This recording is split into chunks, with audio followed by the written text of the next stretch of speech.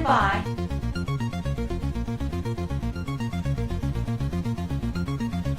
Loading.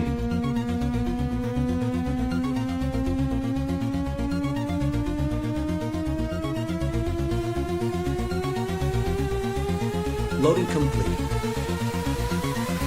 30, 29, 28, 27, 26, 25, 24, 20, 22, 21, 20, 19, 18, 17, 16, 15, 14, 13, 12, 11, 10, 9, 8, 7, 6, 5, 4, 2, 1.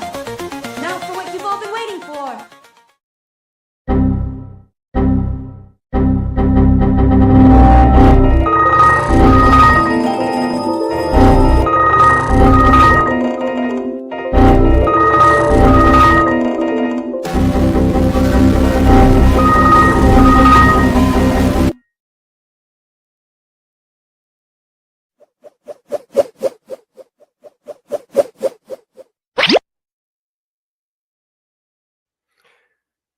Greetings, my excellent viewers, whether you happen to be from the present, the future, or the past.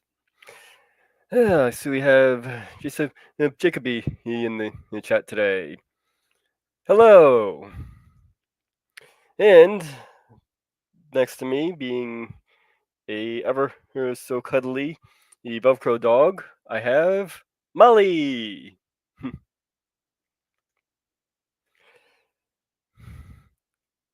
So, I have to apologize for missing last week. I had such a bogus journey to the ER and had to stay the night in the hospital. Don't worry, I am feeling much better. They had me on medication, but I am off alcohol for it now, so I am drinking my hibiscus tea. Great for the throat.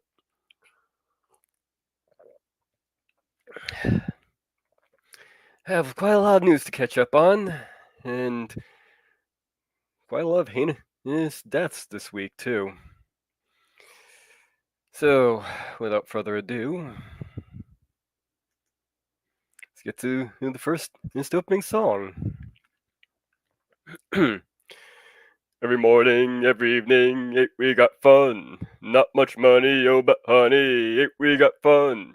The rent's unpaid, dear. We having a buzz. The smiles were made, dear, for people like us. In the winter, in the summer, don't we have fun? Times are bumming, getting bummer. Still, we have fun. There's nothing sure. The rich get rich and the poor get poor. In the meantime, in between time, we got fun. Tax collector is getting closer. Still, we have fun. Twins and cares near, come and pay us dear. Don't we have fun? We've only started. No, we're not downhearted. When I'm laid off, I'll be paid off. We got fun. Lands are mad and getting madder. We got fun. Times are bad and getting badder. Still, we have fun. There's nothing sure. The rich get rich and the poor get poor. In the meantime, in between time, we got fun? Ain't we got fun? Well, I certainly hope we do have some fun today. Oh, hello, Foul 13. Thank you for making it. Oh, I was in the hospital last week. Yes, I had bronchitis, but they've given me a bunch of medication and I'm getting cleared up. Still not completely over everything, but I'm at least good to go here. Okay. Let's see here. How about you pull up a little thing on we're gonna find that. There we are. I decorated the wheel of songs here a little bit. Here we go.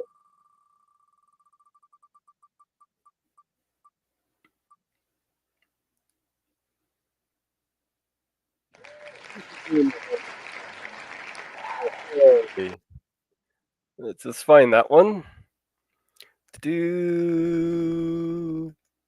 there we are. Beautiful dreamer, wake unto me. Starlight and dewdrops are waiting for thee. Sounds of the rude world heard in the day, lulled by the moonlight, have all passed away. Beautiful dreamer, queen of my song, list while I woo thee with soft melody. Gone are the cares of life's busy throng. Beautiful dreamer, awake unto me. Beautiful dreamer, awake unto me. Beautiful dreamer, out on the sea, mermaids are chanting the wild glory. Over the streamlet, vapors are born, waiting to fade at the bright coming morn. Beautiful dreamer, beam on my heart, and as the morn on the streamlet and sea, then will all clouds of sorrow depart. Beautiful dreamer, awake unto me. Beautiful dreamer, awake unto me. I do apologize, I happen to be worse than usual tonight. Like I said, I am getting over or something here. Alright. So, shall I get into some of the news here? I got a lot to cover. Let's see here.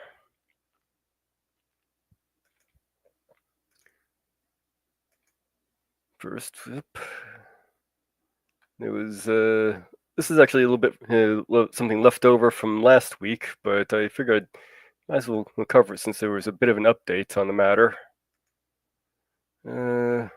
Make sure I've got everything right here, no, all the way around.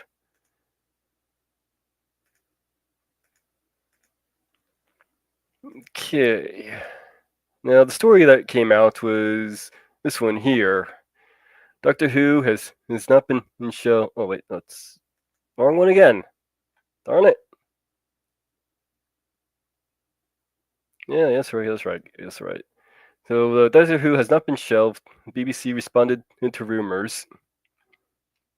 There could yet be more television adventures of the 15th Doctor. Yay. Just what we always wanted. The BBC has assured Doctor Who fans that the sci-fi drama has not been cancelled. I'm pretty sure fan is spelt without an S, but following an incorrect tabloid report, The Sun stirred up a concern that the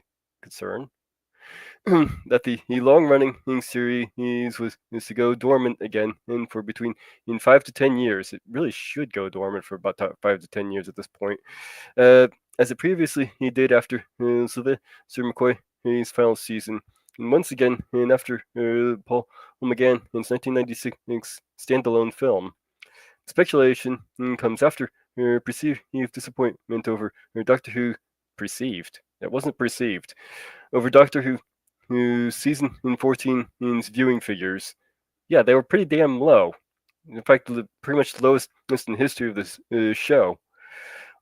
Although the BBC and showrunner Russell T Davies have previously drawn attention to the show's strong engagement for younger viewers. Well, apparently they're not getting those younger viewers, seeing as giving the ratings. The Sun is an anonymous source claiming that star Sudi Gatwa is eyeing a move to Los Angeles to pursue Hollywood work, and that he had filmed the regeneration sequence for the end of the current run. However, a spokesperson from Doctor Who commented, the story is incorrect. Doctor Who has not been shelved, as we have previously stated. The decision on season 3 will be made after season 2 airs. Well, I hope they make the decision to end this run. It's not been good. I'm sorry. The deal with Disney Plus this was for 26 episodes. It was in exactly half of the still have to be transmit. Uh, and as for the rest, we never comment on the Doctor and future storylines. So basically, this whole thing is giving us a comment on no comment. Okay. Doctor Who became a co-production between in the BBC and US-based streaming services Disney Plus, starting from the 60th anniversary special, which was probably the most misogynistic thing I've ever seen, which saw the surprise return of David Tennant and Kathleen Tate. However, some of fans, pundits have noted that the show was yet to appear on viewership charts by U.S. ratings analyst Nielsen, suggesting it perhaps hasn't been in breakout hit across the pond. Yeah, that's saying something. After addressing the show ratings, Davey, he said last year, you're, in coming back, I wanted to make it simpler and I wanted to make it younger. Those two things are often not discussed. Yes, you read the reactions to it, and people all missing that. Well, there's no problem with trying to make it those things, but he really didn't.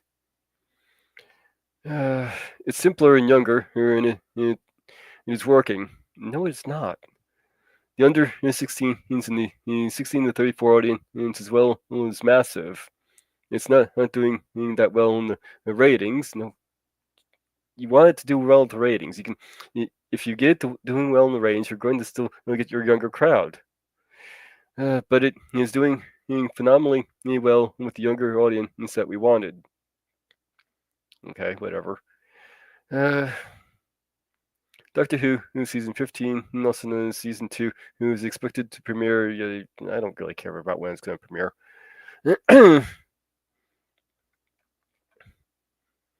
They had a season 2 who confirmed date of 12 of April 12th of this year, if anybody's actually cares to see. So there's that. And while we're on the subject of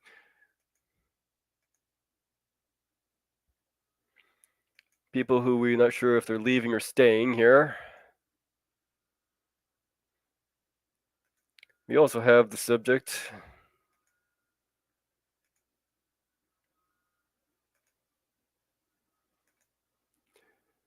Kathleen Kennedy. Lucasfilm's Kathleen Kennedy reported retiring at the end of 2025.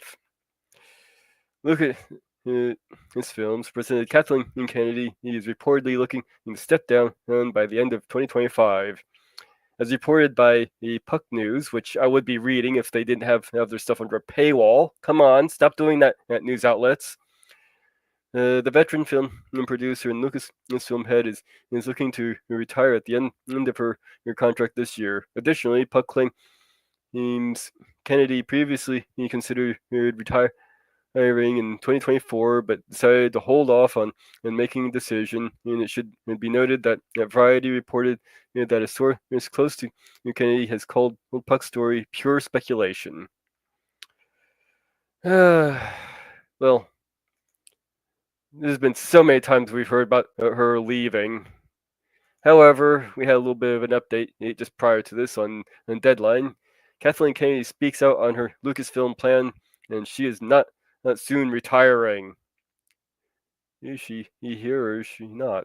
And the film that will keep her in Star Wars is Obituary. It's for 1 year to come. The exclusive from Kathleen Kennedy. Let's see here. Well, basically, it's a lot of double talk. I'll be honest. Let's see if we can find the end of it here. So that's the important thing I wanted to cover on this.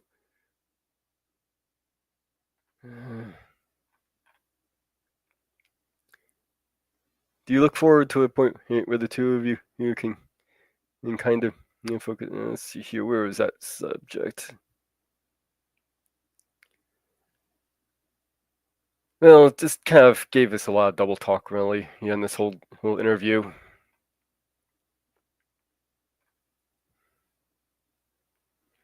You still got at the prequel with James Mangold and Oscar. Yada yada. How many developing top projects do you have percolating that you feel confident will turn into something down the line? Well, I can give you some X-Lax to help you out with that percolation. And the one Deadpool Wolverine directed spin-offs to Star Wars story broken into new trilogies. This is the next iteration. Oh, jeez, no. Look, I don't really get how the hell she's keeping her job. Even if I said the whole terrible way she does her feminism, she goes through multiple directors on multiple projects. That is not a good sign. And just about everything he's done has tanked in some way.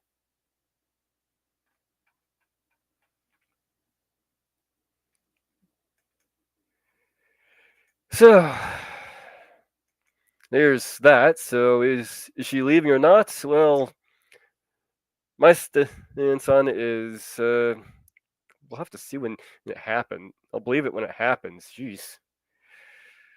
Until then, whatever. Just kicking a dead horse at this point. Yeah.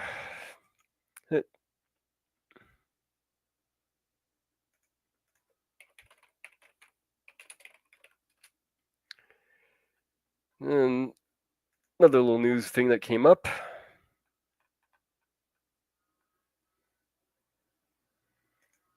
We have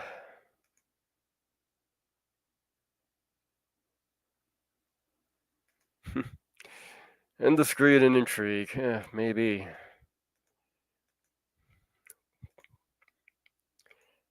This little bit of news on. I'm really sorry that the news isn't more upbeat for all this. Just as Marvel Studios introduces the Silver Surfer to the Fantastic Four, they're actually not introducing the Silver Surfer to the Fantastic Four. They're introducing a different version. First steps. Marvel Comics is killing the character off. Marvel, this is not how you run your franchise. You did this with the first and second stages of the MCU. You got people interested in Thor, then you took him off and gave us a different Thor. Or you got us interested in Iron Man. You killed Iron Man off and gave us Riri Williams. Stop that.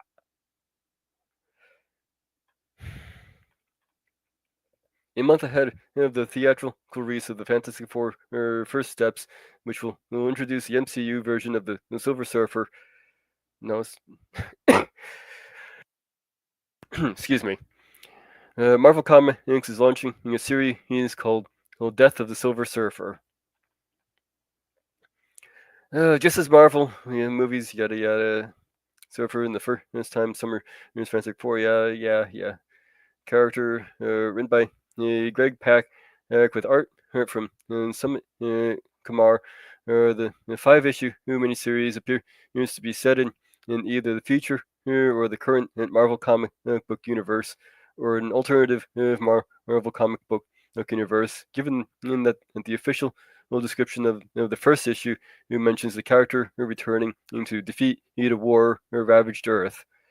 If this is a non-canonical story, then the Surfer's death in the story less a spoiler than the present selling point of the entire enterprise. It becomes even more of a curio than before. Alternate versions of Marvel characters are always dying in such stories. Okay, so it might not even be the 616 Silver Surfer, which makes it all the more pointless. And really, characters dying in Marvel Comics these days is just a minor inconvenience. However, it should be noted that the death of this particular Silver Surfer in the series could open the way for Marvel to introduce a new version of the character. Yeah, just what we wanted. Another new version of the character, which is basically what they're doing in the MCU with using Shia LaBeouf instead of Rand. So that's probably what they're up to here. It's my guess. Just in case you know, synergy is something that Marvel is thinking about. Except for all those other times I just listed where they introduced used Thor, Iron Man, etc., and then killed the characters off or got rid of the characters in the comic books just as they were becoming popular in the movies. Talking to comicbook.com, it's exclusively announced, this is the title. Pac said, I love the Silver Surfer with all my heart because he's entirely heart. Fair enough. And during a time when so many people are in so much need, he's never been more relevant. So we're going to kill him off. Norrin Rad is an alien who's attacked wherever he goes, and yet always chooses to help. A harbinger of doom who serves in abomination, but who always fights for her life. His fantastical stories have always been about the contradiction and complexity of the real world, about the terrible price and infinite reward of actually caring for others. Yeah, we definitely need more stories about that. I can definitely agree with that. So give us more stories about that, please. Marvel's official description of the first issue reads: The Silver Surfer returns to defend the War Ravager by Norman and has a galaxy-sized target on his back. A new enemy he will stop up at nothing to steal away everything that the Surfer is or ever will be. A single little human in life may be all that decides the Surfer's salvation or damnation. If the Surfer falls, who then wields the awesome and power cosmic? Well, the power doesn't really get passed on from the Surfer to another Surfer usually. Usually it's Galactus giving the power cosmic to another Herald, who then serves him and maybe betrays him. And one of the Surfers is Old Master Galactus, Devourer of Worlds. Guest starring the Fantastic Four, Greg Pak, a pen, and since Sentinel of the Spaceway, he's next this tragic epic with Superstar illustration and Summit Makar. Apparently, this is going to be released in June 4th, and the steps will be released on July 25th. So there's that.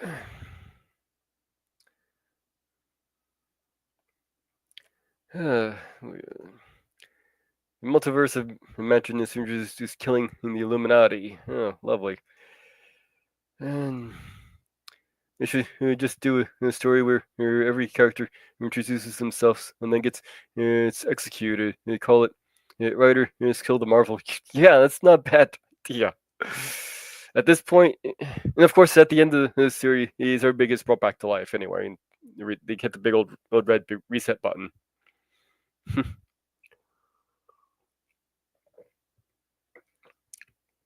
But I wanted to end on at least a positive note for this segment. Give us at least one positive note for today. I got a lot of bummer news here to cover.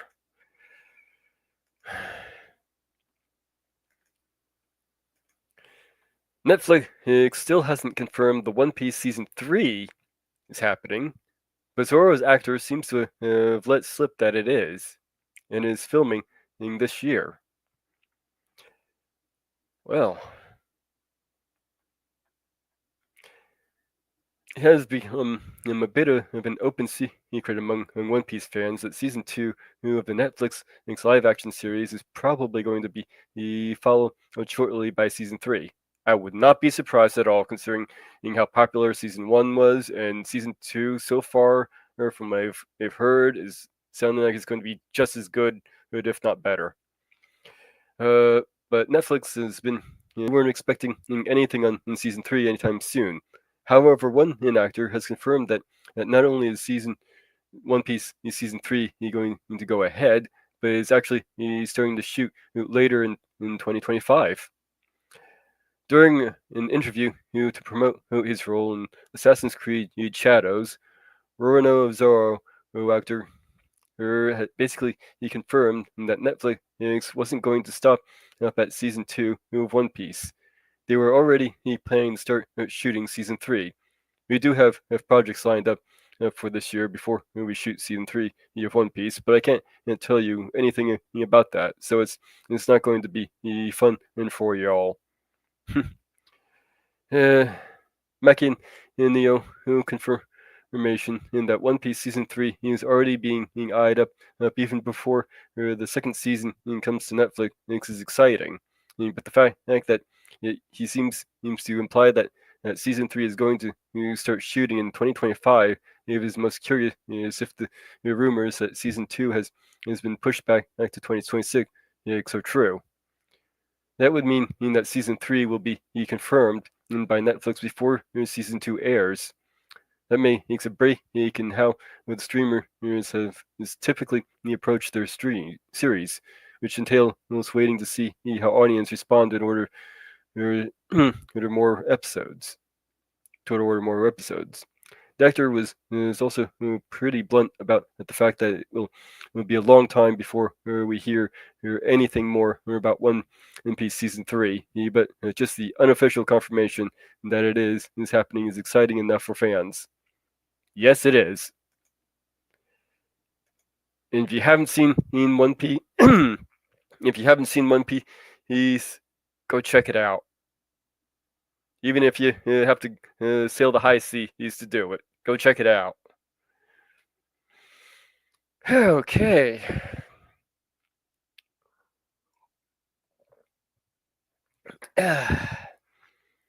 Yeah, so if we break it the wheel songs here, see what our next number is.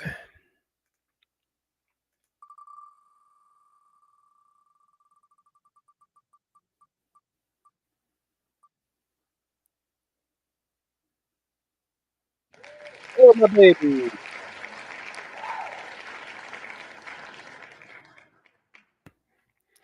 Okay. This is always a good one. The frog song.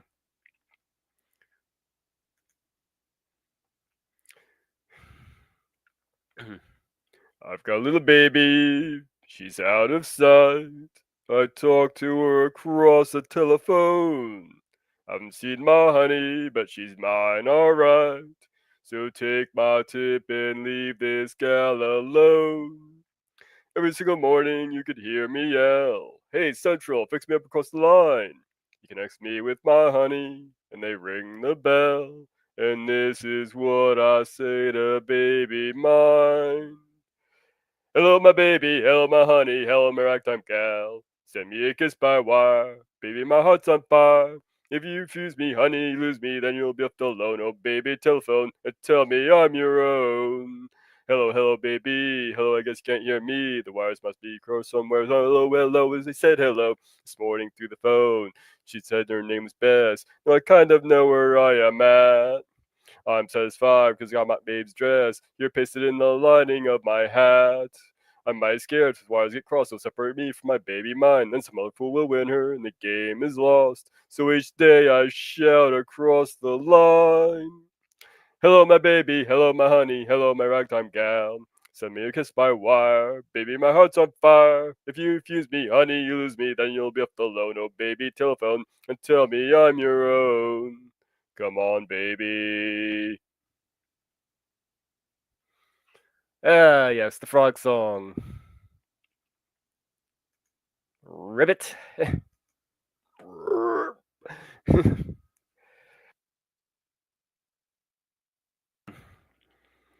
Alright.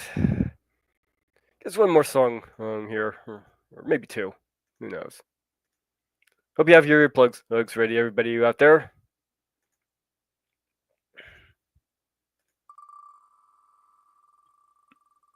No, and I hope you like the look of the new wheel here. Ah, great, another fun one. Just what we needed.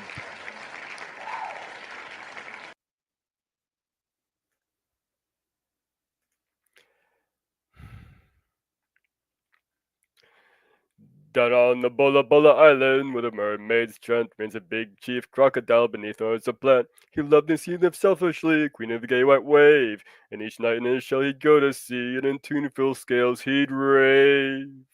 Skidamarinka-dinka-boop, skidamarinka-doo means I love you. Skidamarinka-dinka-boop, skidamarinka-doo means I'll be true. Skidamarinka-dinka-boop, skidamarinka-doo. All the time he sang this rhyme. Skidamarinka-dinka-boop, skidamarinka-doo means I love you. But when the midnight moon was pale, Kid finished Kokomo, and floating over with his tail to say he loved her so. If she was true, the crocodile said, "Coconut, go away. I know in a little while you'll hear my lover say, Skidamarinka-dinka-boop, skidamarinka-doo. I love you. Skidamarinka-dinka-boop, skidamarinka-doo. I love you. I love you in the morning and in the afternoon. I love you in the evening underneath the moon. Skidamarinka-dinka-boop, skidamarinka-doo. I love you. Skidamarink. Always a fun one to do.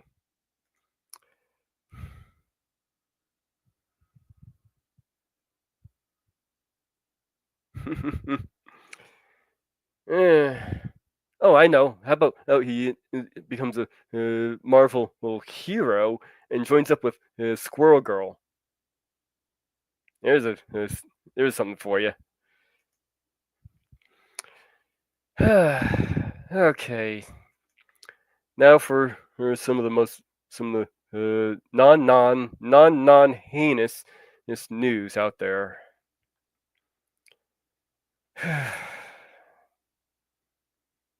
Where to start here? Boy. Okay, I guess we'll start with this one.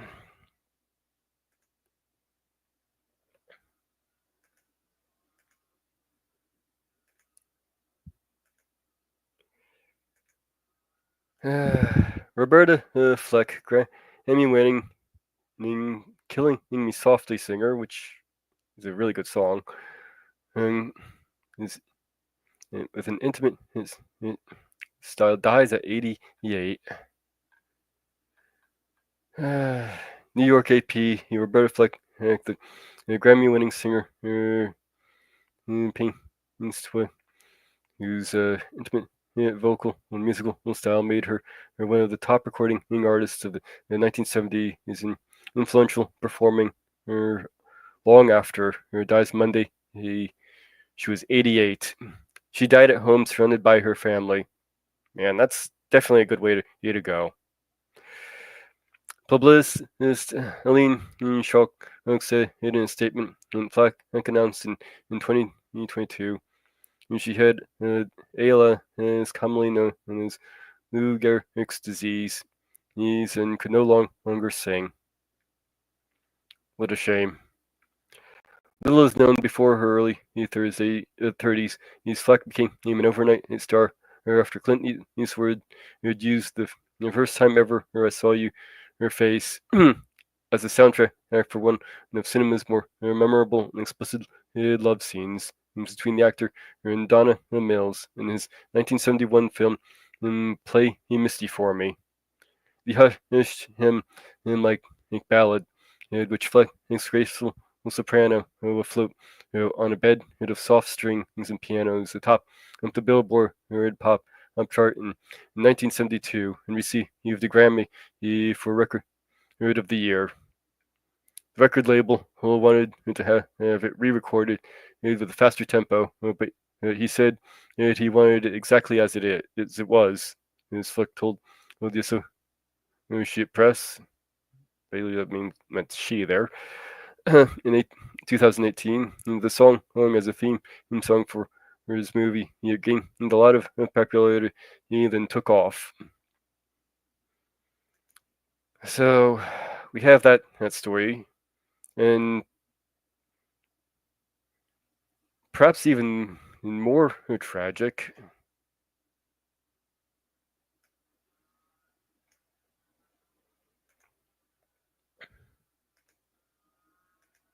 We have the story.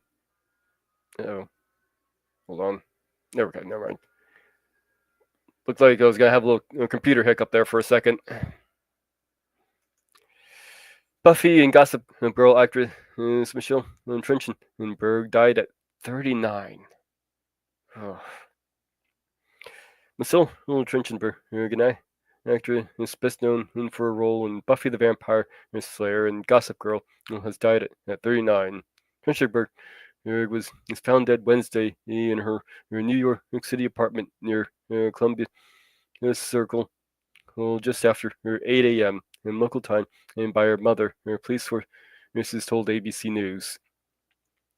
The sources told ABC News that actress recently underwent a liver transplant and may have been experiencing complications. Trachtenberg is believed to have died of natural causes and no foul play is suspected, which is still the case. An autopsy will be conducted by a medical examiner in the office and determine the cause and manner of death. A little caveat on the update on that part of it. The family has decided to forego the autopsy. So officially, the death is being basically unknown causes. I think it's pretty easy to figure out that it's most likely the liver transplant complications. And I have heard some rumors that she may have been drinking too, which liver transplant, alcohol, not really a good mix. But I don't know if that's true or not, so set that in the back burner, please. Trachtenberg, a New York City native, made her acting debut as a child star with roles in Nickelodeon's projects, including the television series The Adventures of Pete and Pete, which was a fun show back in the day, and the film Harriet the Spy. Her big break came when she was cast on in Buffy the Vampire Slayer as Dawn, the younger sister of Michelle Gellar's titular character, and a magical key of sorts. From 2000 to 2003, the role earned her a Teen Choice Award nomination for a Choice TV Sidekick in 2001. Trachtenberg recently reminisced on her day he's co-starring with Geller on Buffy. Just this last month, she shared a photo of them together, captioning it "Slay all day." He's loved of the twinning photo of us, Buffy, Dawn, and sister, woman crush Wednesday. The actor has also made a cameo in Fall Out Boy's musical video for the band and his hit song "They Ain't Need to Sing." It's an arms race. It's in 2007.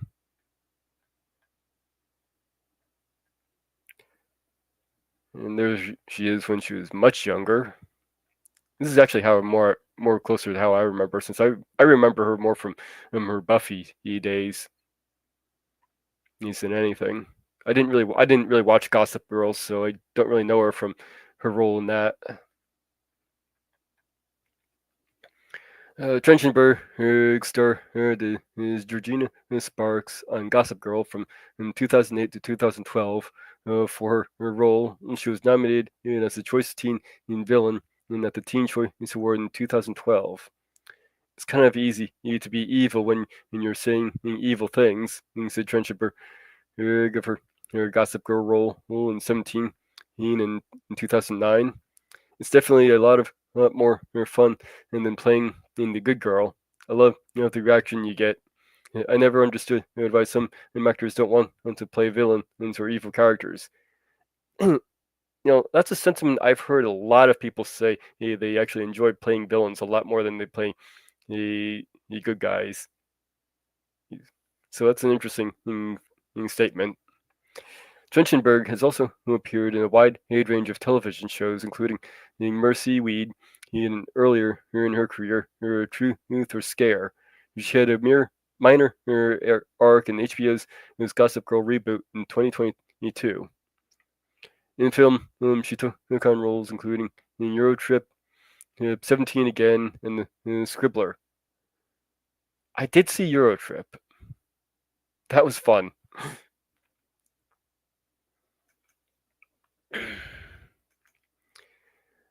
But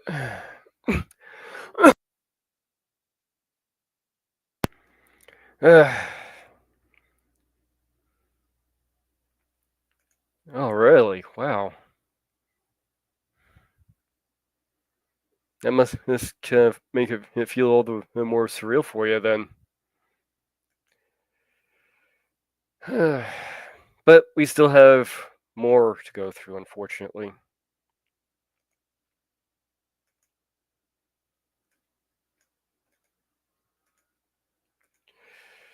See,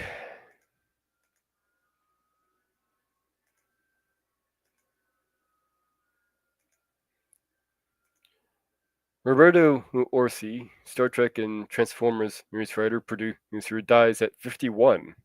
Another young one. Roberto Orci, the writer-producer behind in the late 2000s reboots of Star Trek and Transformers, neither of which I particularly liked personally, and creator of Fringe, died Tuesday in his Los Angeles home from kidney disease. Variety has confirmed he is 51.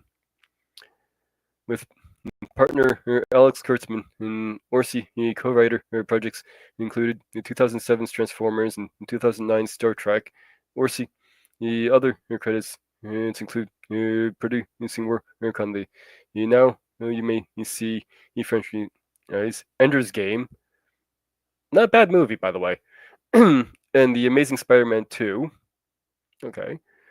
It's a decent enough movie. As well as his writing credits on Mission Impossible 3 in these TVs he's on the TV side. Orsi and Kurtzman developed the 2010 reboot Hawaiian Five-0, which ran from over 200 episodes. He also created Sleepy Hollow. Oh, they just mentioned Fringe again. Born in Mexico, Orsi attended Crossroads School in Los Angeles. That's where he met fellow movie lover Kurtzman. They would go on and partner into numerous projects, starting with writing scripts for Hercules' Legendary Journeys and Xena, by the way, which is a little bit campy. The lead actor for Hercules has kind of shoved his foot in places where he probably shouldn't shove his foot, but and became showrunners at the age of 24. They went on to write for J.J. Abrams' Alias, and then created sci-fi series Fringe, which ran again with the French, which ran for 5 seasons. In 2014, duo announced they would no longer work together on film projects, and Orsi went on to create the Matador for the El Rey network. In August of 2024, Orsi accused in a lawsuit beating and sexually assault of his wife, Hail Caesar, actor Adele Heather Taylor. In the suit, she alleged that Orsi was a bipolar alcoholic who would fly into fits of violence against her. Taylor's lawsuit was in response to a suit filed by Orsi that June. And in the suit, he alleged that Taylor had repeatedly assaulted him, and during his battle with alcoholism, manipulated him for financial gain. Orsi spokesperson Sally Hoffmeiser said at the time, Miss Tyler's counterclaim is an attempt to retaliate against her husband and with fabricated allegations after he got a restraining order against her. Her file went for divorce and sued her in June for assault, battery, and financially abused him when he was vulnerable and trying to get treatment for alcoholism. Orsi, he is survived by his parents. I don't really want to read their names, honestly. His stepmother, well, as well as his three siblings. So, farewell to him. But let's see what else we have on his list of accomplishments here. See, they mentioned Hercules. He's Xena Warrior Prince, as I mentioned. He also did Jack of all trades, which was a pretty fun one, with to do.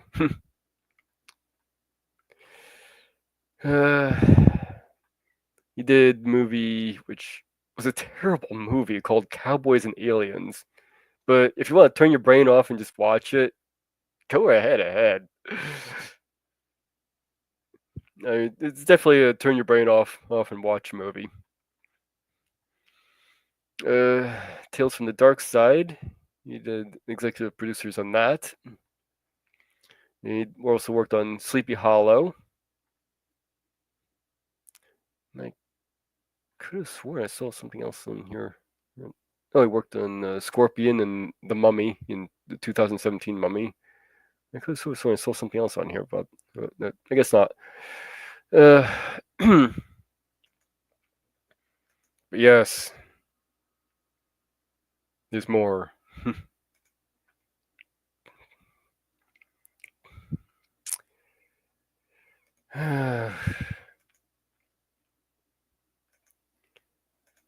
And probably the most shocking of deaths this week. You have this one. Oscar winner Gene Hackman and wife Betsy Arakawa and their dog were dead for some time. They weren't shows.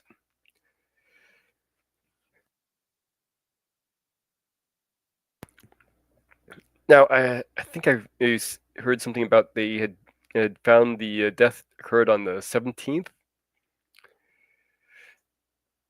seeing as it's when his pacemaker had stopped.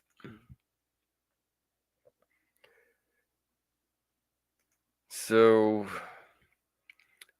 Santa Fe Oscar winner Gene Hackman and his wife and one of their dogs were apparently dead for some time before a maintenance worker discovered their body is at the couple's home in Santa Fe, in New Mexico, investigators said. The bodies were found Wednesday. Denis Seville, the sheriff's officer or spokesman, said there were no indications there had been shot or had any wounds that would indicate foul play. But Santa Fe County Sheriff's Officer, this detective, wrote in a search warrant affidavit. Investigators thought that the deaths were suspicious enough in nature to require a thorough search and investigation. I'd say so. This is a very unusual case. We still don't really have answers as to what exactly is going on here. Hackman at 95, wow, was in an entryway. He and his 65-year-old wife, Betsy Arakawa, was laying on her right side in the bathroom. The space heater was next to her head and may have fallen when she abruptly dropped to the floor, according to the affidavit. The New Mexico Gas Co. tested the gas lines in and around the home after the bodies were discovered, according to the warrant. At the time, it did not find any signs of problems. The fire department found no signs of carbon monoxide leak or poisoning. A detective wrote that there were no obvious signs of gas leak, but he noted that people exposed to gas leaks or carbon monoxide might not show signs of poisoning. Okay, so they didn't detect any carbon monoxide, but it still hasn't been entirely ruled out for it. So I guess is what they're saying here. The sheriff's office planned a Friday afternoon news conference to provide updates. It's on this case. Okay. Santa Fe, New Mexico. Sheriff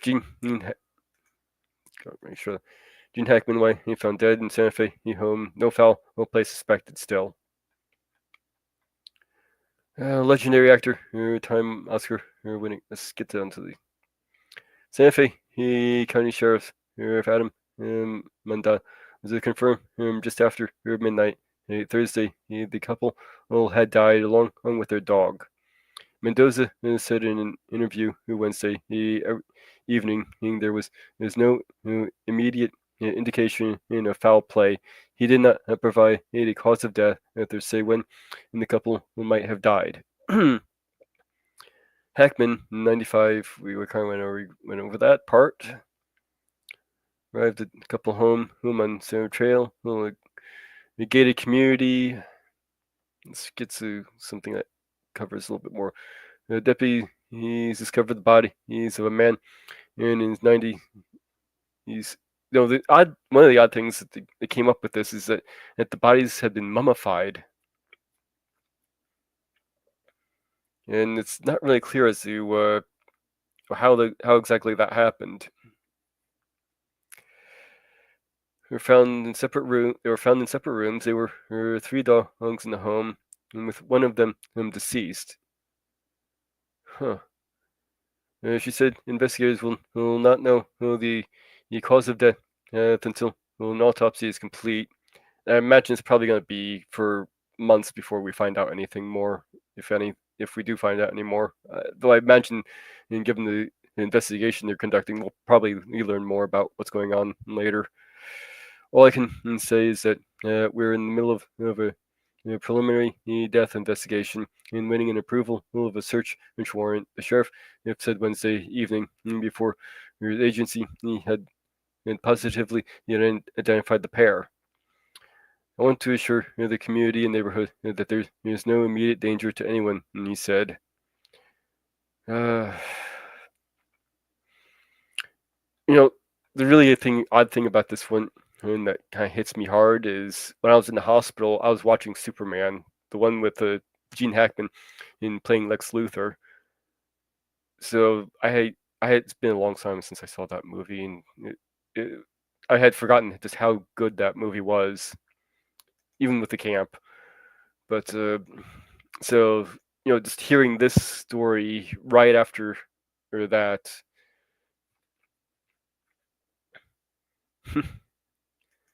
Roberto, so Fringe was the best thing you ever did. I've actually never watched Fringe. I'll have to go back and do that sometime. Maybe I'll do a segment on it here sometime after I get through it. Oh yes, he played excellent villain. It's such an amazing career.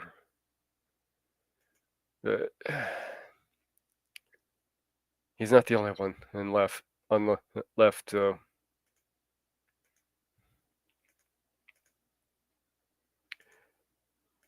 We also have yet more death.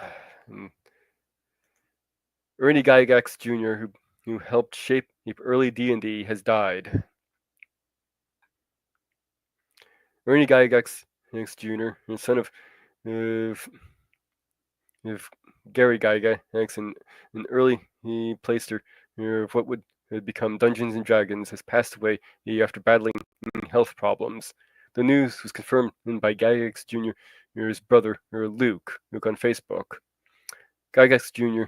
Was perhaps best known for his own contribution to early Dungeons and Dragons as part of his role as a playtester for his father's early iterations of what it would become the biggest tabletop role-playing game on the planet. Please stop trying to destroy this game. Wizards of the Coast. Among several early mechanical contributions to D&D's system, Gygax Jr. brought the character of Fencer to D&D's lore. His player or character, a wizard, and an anagram for Ernest. Tensor would go on into a prominent part of the world of Greyhawk, like a powerful archmage and frequently ally of Big Higsby and Mar Harden and Kane and several will spell still in use in the latest iteration in D&D, like a tensor is floating disk and tensors is transformation and were named after the character. Guy X was the first manager of the Dungeon and Hobby Shop up in Lake Geneva, Wisconsin, and then later in his life, he published with Guy X magazine, a short-lived periodical alongside his brother Luke, as part of the revive of TSR in 2012. Guy X Jr. Departed the revived of TSR with the closure of Guy X magazine and following legal disputes with Gail Guy X Gary Guy's second wife. And would go on to help support the for founding of a third company. He also named TSR, alongside Justin and Lanassa and Stephen and Deinhardt in 2021. At the time, Gygax Jr. came under fire for several public appearances to promote the third TSR itself, already in dispute with the second TSR repurposing of the company's name, where he made disparaging, racist, and transphobic remarks, and he cried Wizard of the Coast's ownership of of Dungeons and Dragons, using the public issue of kowtowing into pressure as it tries to address the game's historic relationship to racial stereotypes. It's been largely blown out of the water as to its relationship. The second TSR, managed by Jason and Elliott, publicly he distances itself from Gygax Jr. And the third TSR ultimately changed its name into Solarian in Games. Gygax Jr. left social media after issuing an apology to the backlash.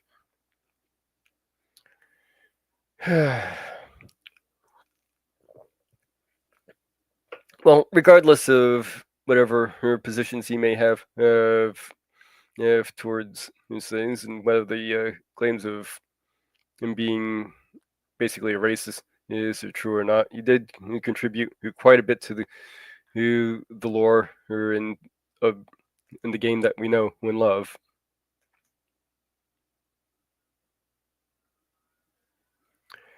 Read off this little thing. Well, that's quite long. I won't be able to read all that, but it was just Luke Guy X. Last night I got the call. Well, I was dreading come to Madison as quickly as you can. And Ernie, he doesn't have long. Hastily, he packed a bag. And I brought a one-way ticket and a red-eye flight to chair and arranged for a rental car before driving myself off to Lax. I landed at 0455 and made it into my rental car about 0454 till it was a long drive with Madison, and there were no updates on Ernie's health. So I was optimistic. Hell, we had talked on Wednesday night for a good half hour. Ernie sounded good, and his mind was sharp.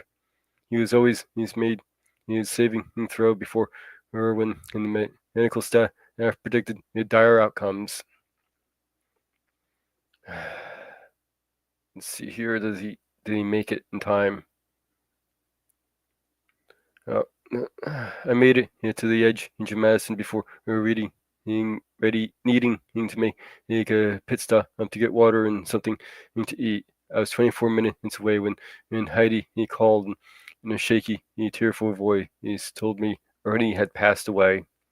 Didn't make it to his brother. That's a shame. Well, like I said, this is long, and I've got a lot to cover still, and I'm already an hour into the story, everything here. But the last news in the segment. This one I haven't even had a chance to really read through, and it's caught my eye only about an hour before the show started, but I had to throw it up in here as well. Uh, David Jonasson, flamboyant New York Dolls vocalist and co-founder, who dies at 75. Master of many musical genres, he also recorded a Buster Poindexter and appeared as an actor in Scrooged, which is what I know him for. Let It Ride in Oz. The Ghost of Christmas Past, I believe it was. Is that he played? He in Scrooged. Let's double check that.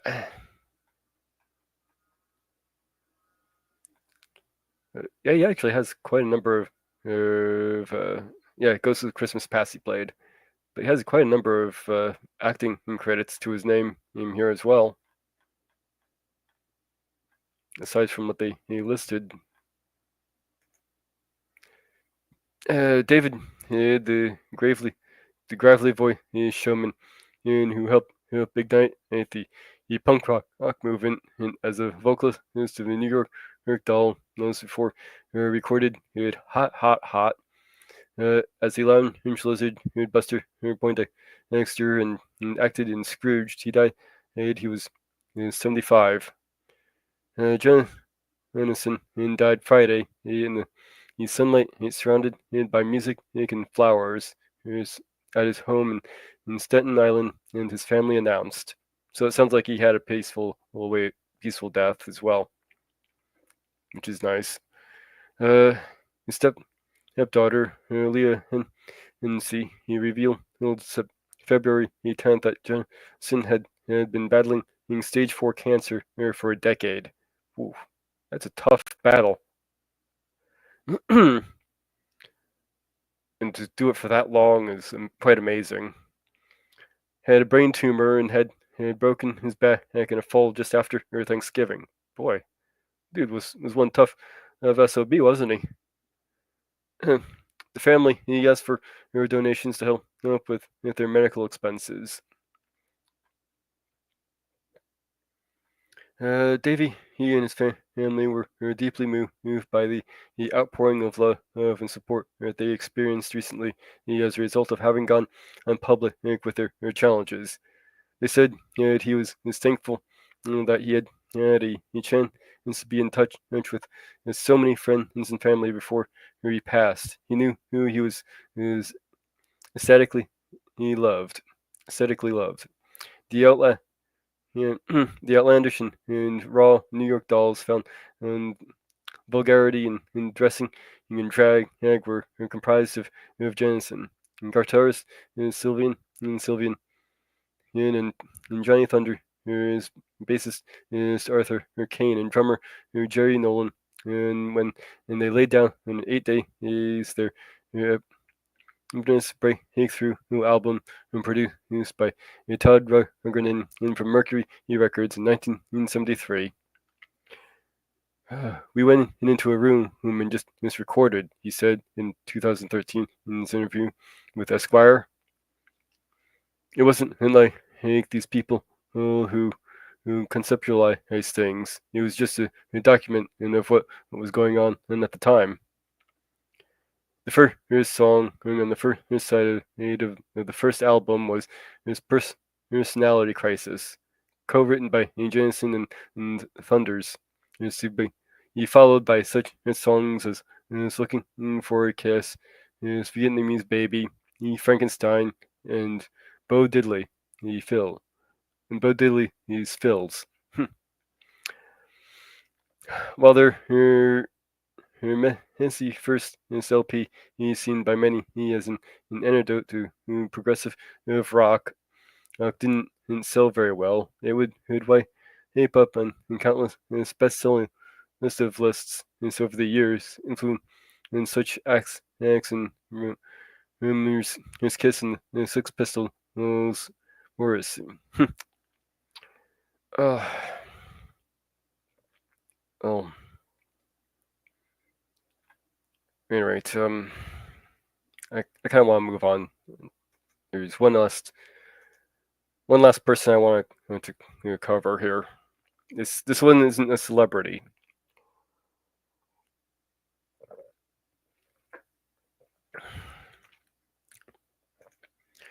but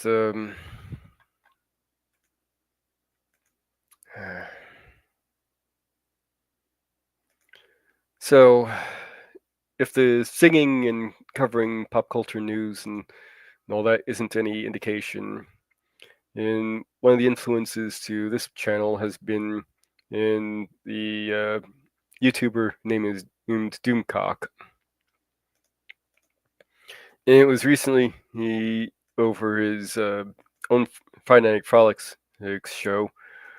Oh, he mentioned how his head moderator, or Mary Ashmead, had passed away recently.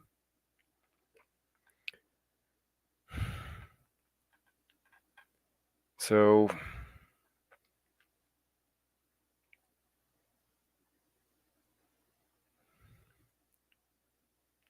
that's that. But with so many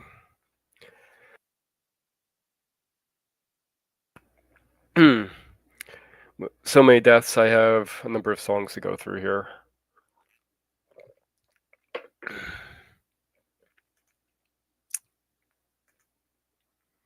Now, let's see.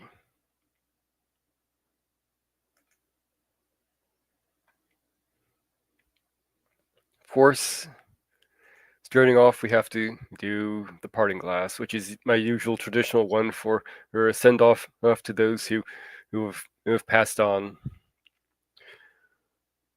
Of all the money that e'er I had, I spent it in good company, and all the harm I've ever done, alas, it was to none but me. And all I've done for want of wit, to memory now I can't recall. So fill to me the parting glass. Good night and joy be to you all. So fill to me the parting glass, and drink the health whate'er befall, and gently rise and softly call. Good night and joy be to you all. Of all the comrades that e'er I had, they're sorry for my going away.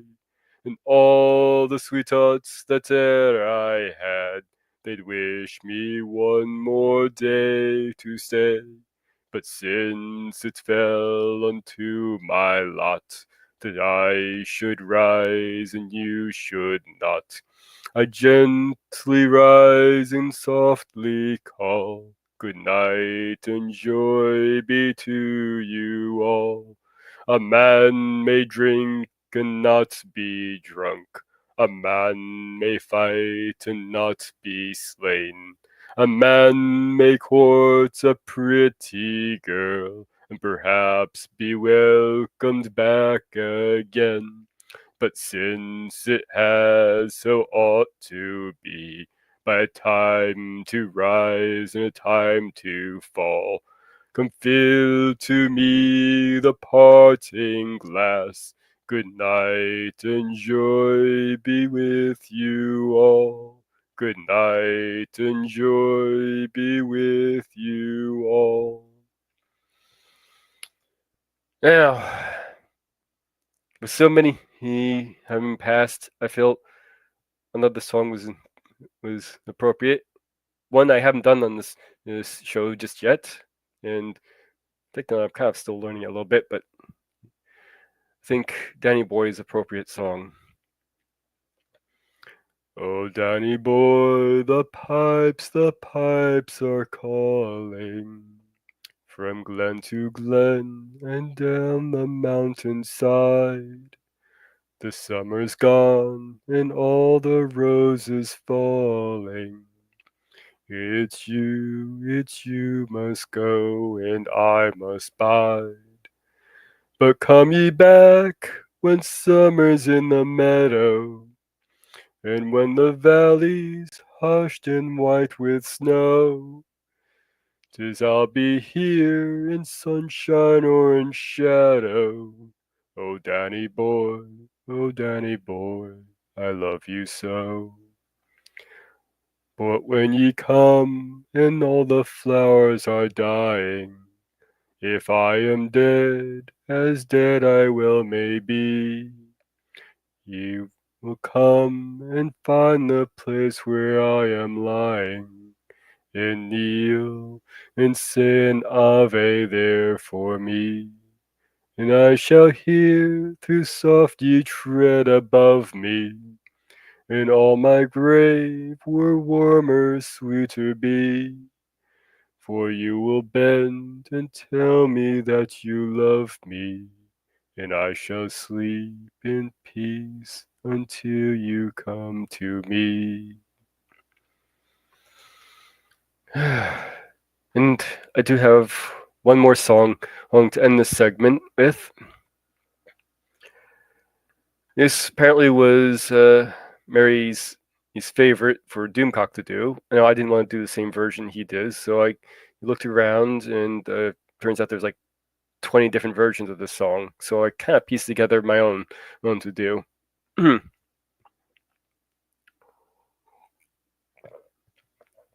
And that song is St. James Infirmary Blues. I went down to St. James Infirmary. I heard my baby groan. I felt so broken hearted.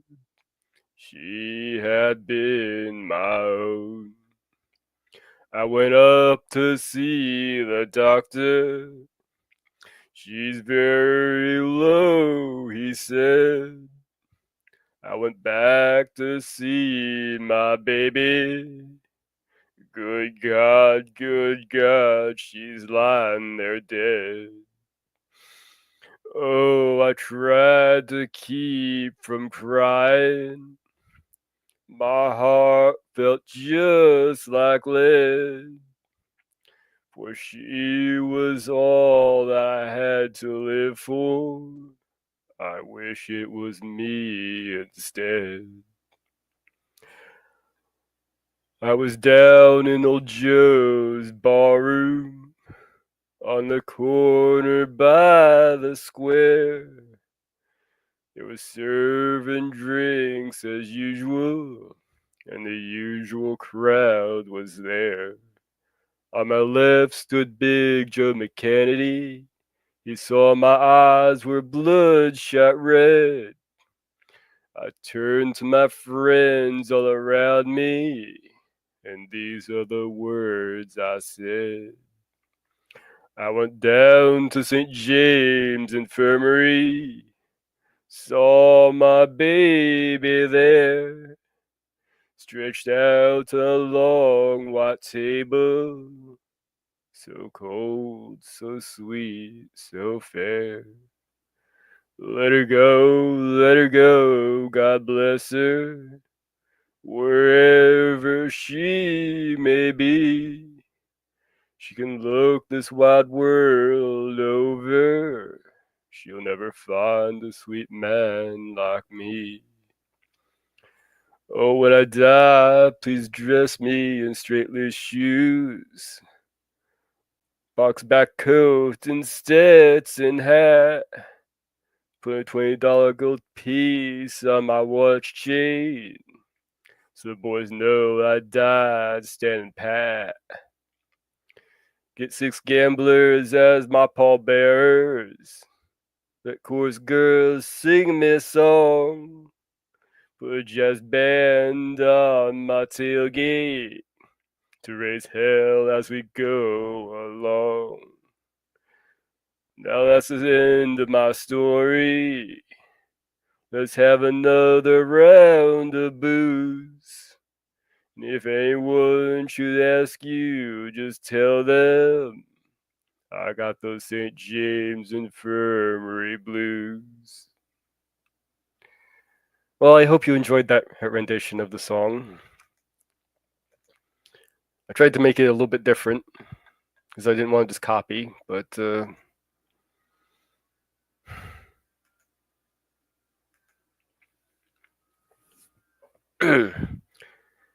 maybe I should try and get to something a little bit more upbeat before we get into the next segment, huh?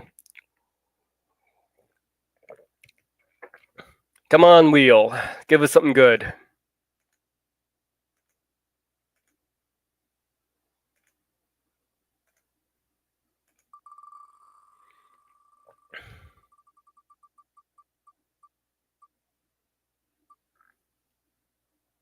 Oop, I forgot to take that off, didn't I? Oh, you must have been a beautiful baby. That's a good one. Okay. All right. Let's see. Find in that one. There we are. Actually, I have this memorized. I should know it. You must have been a beautiful baby. You must have been a wonderful child. When you were only starting to go to kindergarten, you must have drove the little boys wild. And when it came to winning blue ribbons, you must have shown the other kids how. I can see the judge's eyes as they handed you the prize. You must have made the cutest bow. Oh, you must have been a beautiful baby, 'cause baby, look at you now. Does your mother realize the stork delivered quite a prize the day he left you on the family tree? Does your dad appreciate that you're merely super great, the miracle of any century? If they don't, just send them both to me. Oh, you must have been a beautiful baby. You must have been a wonderful child. When you were only starting to go to kindergarten, I bet you drove the little boys wild. And when it came to winning blue ribbons, you must have shown the other kids how. I can see the judge's eyes as they handed you the prize. I bet you made the cutest bow. Oh, you must have been a beautiful baby, 'cause baby, look at you now. Hmm. All right. Hope that brought my spirits back up a little bit. But I think it's time to get into something most excellent. Don't you think so? I think so.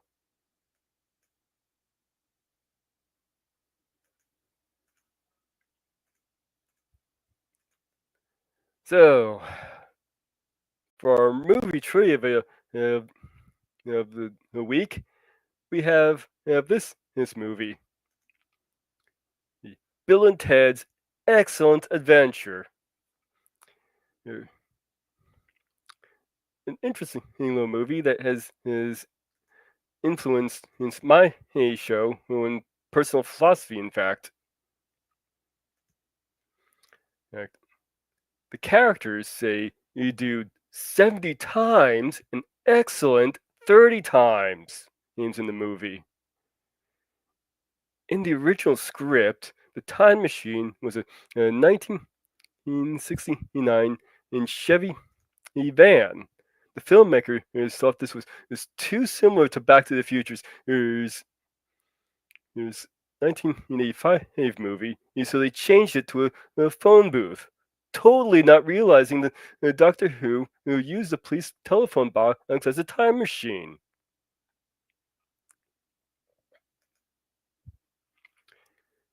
In the original script, also, Babe Ruth was among the historical dude whose Bill and Ted collected.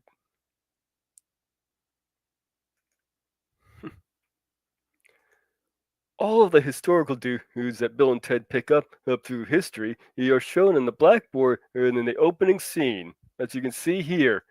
Here we got the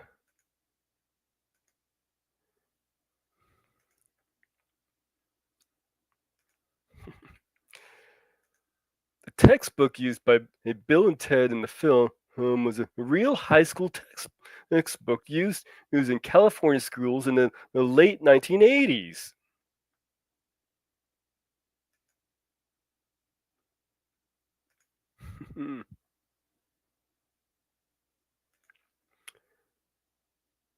According to Alex Winter, Bill and Ted's iconic arm gestures,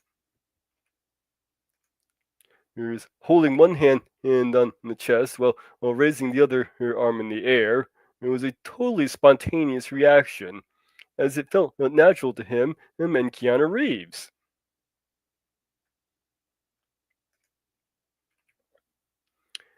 The short historical dude Napoleon pigs out on a Neapolitan Sunday at the Ziggy Piggies that he calls Le Glace.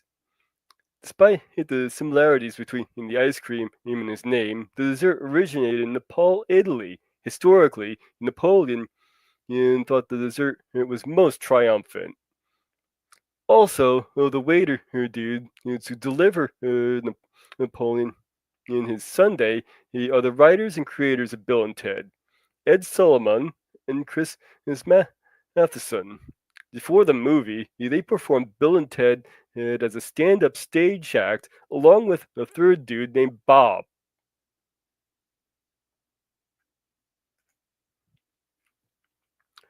When Napoleon finishes his water slide presentation at the end of the movie, Ted looks up and says, "I don't think it's going to work." He is actually diagramming Napoleon's most heinous defeat at the French invasion of Russia.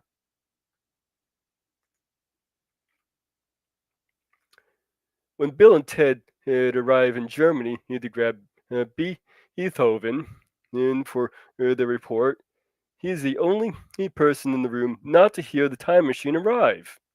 This is because he had gone almost totally deaf by 1810 and heard his bodacious music by feeling the totally awesome vibrations.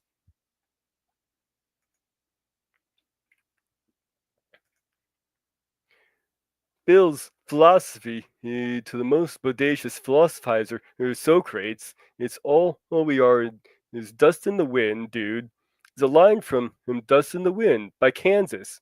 Socrates' response is, like sands of the hourglass, such are the days of our lives. For decades, that was the opening credit to voiceover for Days of Our Lives of 1965. Amy Stotch, who played Missy, he appeared on 26 episodes of Days of Our Lives. It's in 1986. And Tony Steedman, who played Socrates, would go on to appear in 15 episodes in 1990.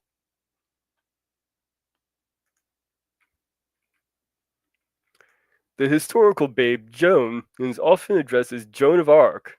In reality, she never used that title during her lifetime and was not from a town called Arc. And much to Ted's dismay, she wasn't Noah's wife either. During her trial, she called herself Joan the Maid and said that she did not know her surname. She later explained her father was Jacques d'Arc and her mother was Isabelle Romy, adding that in her hometown, daughters often took the mother's surname. In late medieval France, family surnames weren't used much.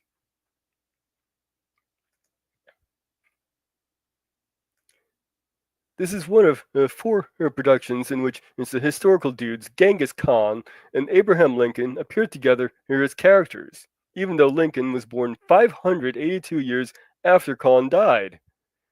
The others are Savage Curtain from 1969, Futurama from 1999, and Clone High from 2002.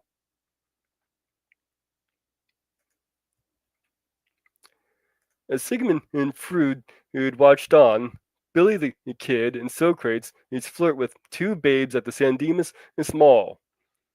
Freud, known for his theory of psychosexual development, holds a not so subtle phallus in his hand, in the form of a corn dog, a nod to his fixation on the phallic shape. It's worth noting that Freud diagnoses the giggling young babes with a mild form of hysteria, another topic he wrote about most extensively.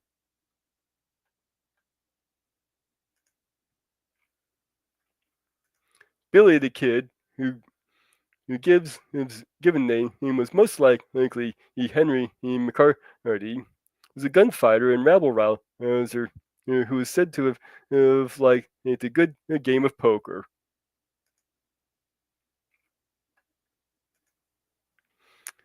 There are very few visual representations of Mr. the Kid. One that has been authenticated shows him engaging in a poker game in 1877.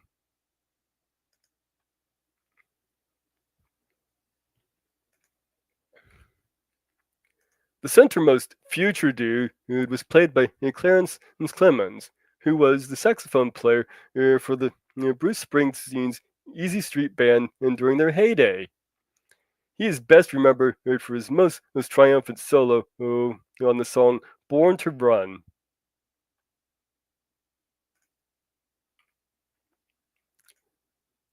The Circle K in the film is in San Dimas, California, at the corner of Walnut and Bonita Avenues. The convenience store scenes were all at least partially filmed at the Circle K in Tempe, Arizona, at the northwest corner of Southern and Hardy.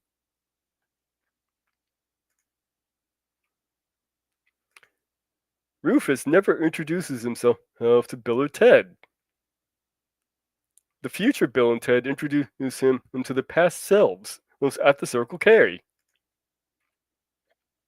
This provides an example of a causal loop paradox.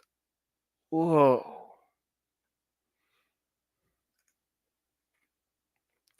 In April 2013, Alex Winter called casting George Carlin a very happy accident. They were looking for people like Sean Connery to play the role. And some had the idea way afterward a shooting of for George Carlin to play it. He also added that the whole movie was a happy accident. No one thought it would ever see the light of day, which would have totally been non heinous if it did. And Arnold Schwarzenegger turned down the role of Rufus. Oh, hasta la vista, buff dude. Finally, a little technical glitch in the movie. When the phone booth is first created, one shot that shows Rufus's face with a complete booth reflected. In the next shot, the booth is still forming, which you can see here.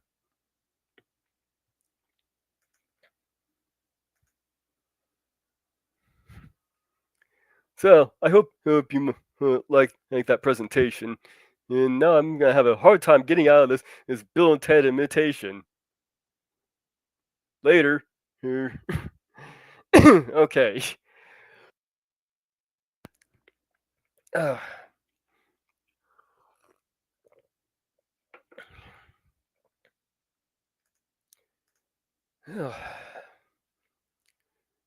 Whew.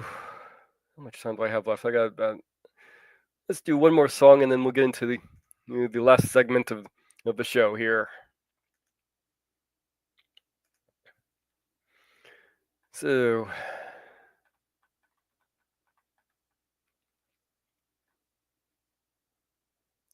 let's see, get down to the right part here. Okay. Real songs here. What shall we do here?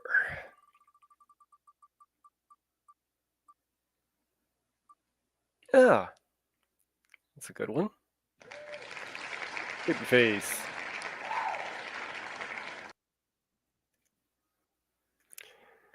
Yeah, all right. rosy cheeks and turned up nose and curly hair. I'm raving about my baby now, pretty little dimples here and dimples there. Don't want to live without her. I love her for goodness knows. I wrote a song about her, and here's the way it goes. Baby face, you've got the cutest little baby face. There's not another one that could take your place, baby face. My poor heart is jumping, you sure have started something, baby face. I'm up in heaven in your fond embrace. I didn't need a shove, 'cause I fell in love with your pretty baby face. When you were a baby not so long ago, you must have been the cutest thing. I can picture you at every baby show, just winning every ribbon with your sweet baby way. Say, honest, I'm not fibbing, you win 'em all today. Baby face, you've got the cutest little baby face.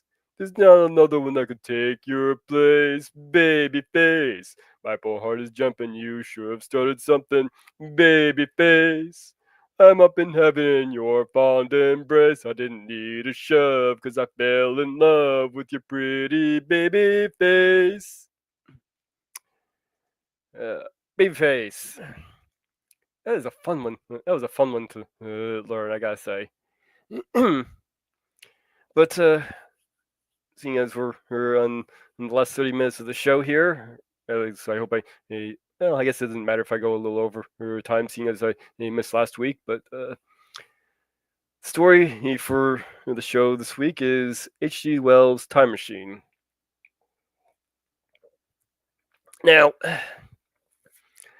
I can't do the whole book because it's much longer than I have time to do, but I can do one chapter, and I was thinking I'll do just a chapter each week. So you can stay tuned for the further chapters in the upcoming weeks.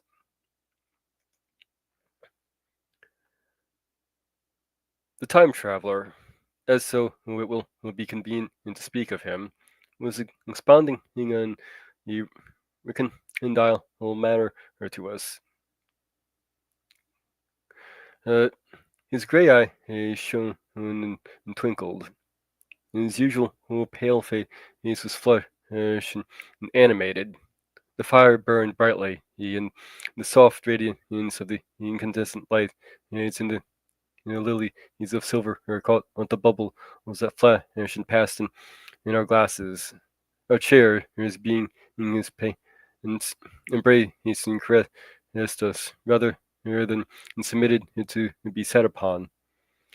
And there was this luxurious after dinner atmosphere when thought roams was graceful, free of the trammels of precision, processions. And he put it in us in this way. Mark the point ends with the lean forefinger, as he lazily admire his earnestness over this new paradox, as he thought it, and his vicinity. Vicinity. You must follow me carefully. I shall have to convert one or two new ideas that are almost universally accepted. The geometry, for instance, since they taught you at school, was founded on a misconception. Is not that rather a large thing to expect us to begin upon? And said Philby, the argumentative person with red hair. I do not mean to ask you to accept anything without reasonable ground for it. You will soon admit it as much as I need from you. You know, of course, that a mathematical line, a line of thickness, nil, has no real existence. They taught you that. Neither has mathematical, neither has a mathematical plane. These things are mere abstractions. That is all right, said the psychologist. Nor having any length, breadth, or thickness, can a cube have a real existence. There I object, said Philby. Of course, as a solid body may exist, all real things, so most people think. But wait a moment. Can an instantaneous cube exist? Don't follow you, said Philby. Can a cube that does not last for any time at all have a real existence? Philby became pensive. Clearly, the time traveler proceeded. Any real body, he must have extension in the fourth direction, in four directions. It must have length, breadth, thickness, and duration. But through a natural infirmity of the flesh, as which I will explain to you in a moment, we incline to overlook this fact. There are really four dimensions, three which we call the three planes of space, and four of time. There is, however, a tendency to draw an unreal distinction between the former three dimensions and the latter, because it happens that our consciousness moves intermittently in one direction along the ladder from the beginning to the end of our lives. That said, a very young man, making spasmodic efforts to relate his cigar over the lamp. That very clearly, indeed. Now, is it very remarkable that this is so extensively overlooked? Continued the time traveler with a slight ascension for cheerfulness. Really, this is what is meant to be the fourth dimension, and through some people who talk about the fourth dimension, but do not know who they mean it. It is only another way of looking at time. There is no difference between time and any of the three dimensions of space, except that our consciousness moves along it. But some foolish people will have got hold of the wrong side of that idea. You have all heard what they have to say about the fourth dimension. I have not, said the provincial mayor. It is simply this, that space, as our mathematicians have it, is spoken of as having three dimensions, which one may call length, breadth, and thickness. It is always definable in reference to three planes, each at right angles to the other. But some philosophical people will have been asking why three dimensions particularly. Why not another direction at right angles to the other three? And have even tried to construct the four-dimensional geometry. Professor Simon Newcomb was expounding this to the New York Mathematical Society only a month or so ago. You know how on a flat surface which has only only two dimensions, and so we can represent a figure of three dimensions in solid. Similarly, they think that by models of three dimensions, they can represent one of four, or if they could master your perspective of the thing. See?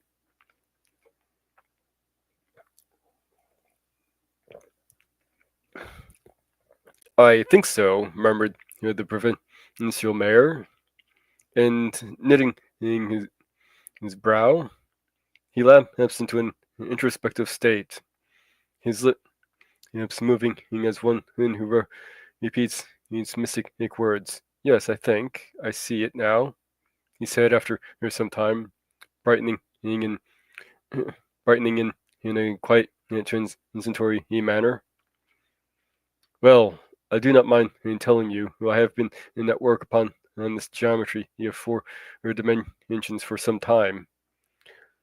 Some of my results are curious. For instance, here is a portrait of a man at 8 years old, another at 15, another at 17, another at 23, and so on. All these are evidently successions, as it were, three-dimensional representations of his four-dimensional being, which is a fixed and unalterable thing. Scientific people will proceed that the time traveler, after the pause required a few or the proper simulation of this.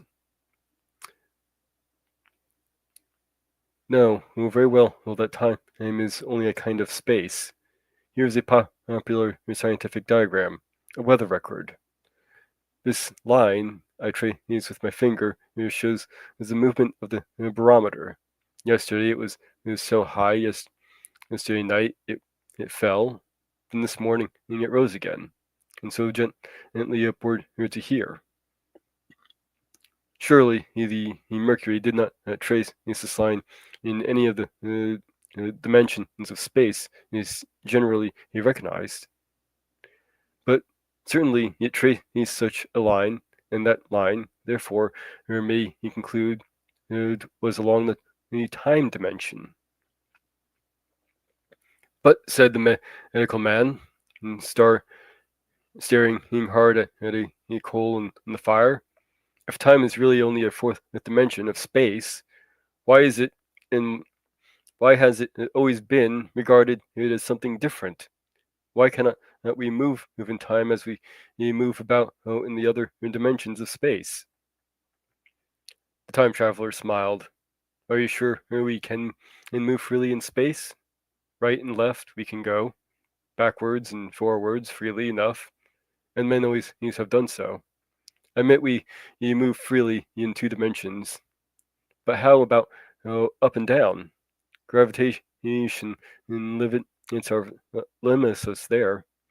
Not exactly, said the medical man. There are balloons, but before the balloons, save for spasmodic jumping in the inequalities of the surface, man has no freedom of vertical movement. Still, well, they could move a little up and down, said the medical man. Easier, far easier, down than up. And you cannot move at all in time. You cannot get it away from the present moment. My dear sir, that is just where you are wrong. That is just where the whole world has gone wrong. We are always getting away from the present moment. Our mental existences, which are immaterial and have no dimensions, are passing along in the time dimension with a uniform velocity from the cradle to the grave. Just as we should travel down, and if we begin our existence 50 miles above of the Earth's surface. But the great difficulty is this, interrupted the psychologist. You can move about in all directions of space, but you cannot move about in time. That is the germ of my great discovery. But you are wrong to say that we cannot move about in time. For instance, if I am recalling an incident very vividly, I go back to the instant of its occurrence. I become absent-minded, as you say.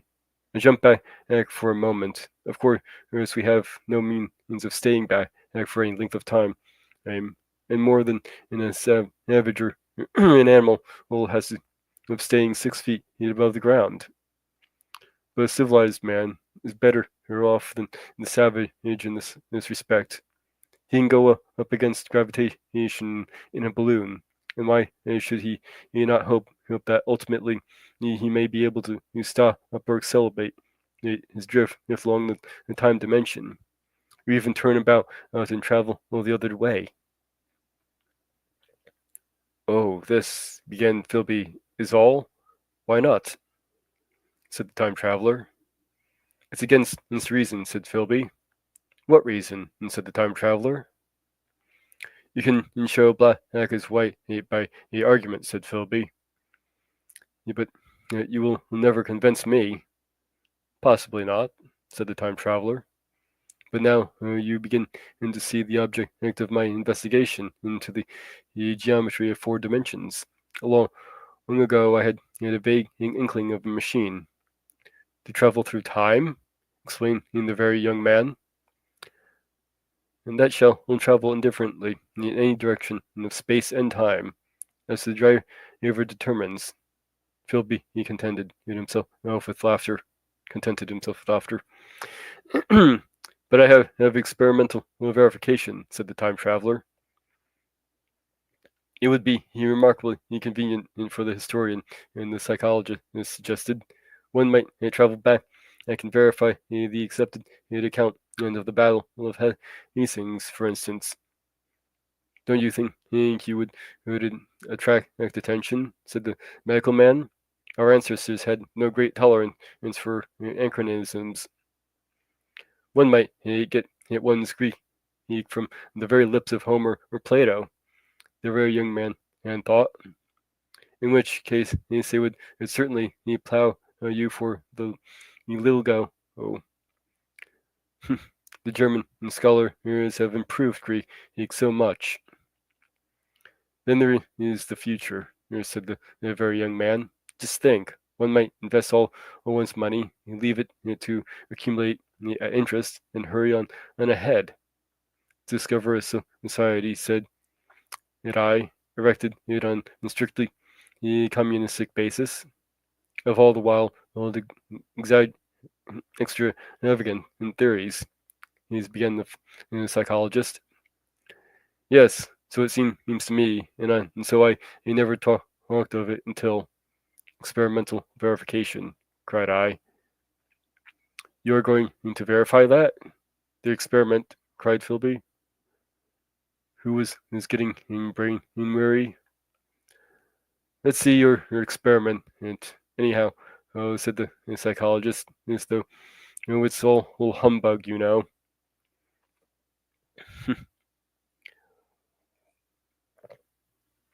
The time traveler smiled around at us, then still smiling faintly, and with his hands deep in his trouser pockets, he walked slowly out of the room, and we heard him his slippers shuffling down the hall, long passage to his laboratory. The psychologist looked at us. Wonder what he's got. Some sleight of hand trick or other, said the medical man, and Philby he tried to tell us about the conjurer he had seen in Jerusalem. But before he had finished his brief, the time traveler came back, and Philby's antidote collapsed. The thing the time traveler had held in his hand was a glittering metallic framework, scarcely larger than a small clock, and very delicately made. There was ivory in it, and some transparent and crystalline in substance. And now, I must be explicit, for this is that follows unless this is explanation is to be accepted. It is an absolutely unaccountable thing.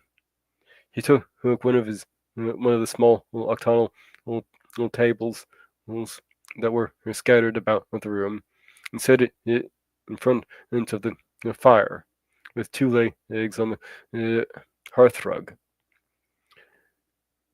On this table, he placed the mechanism.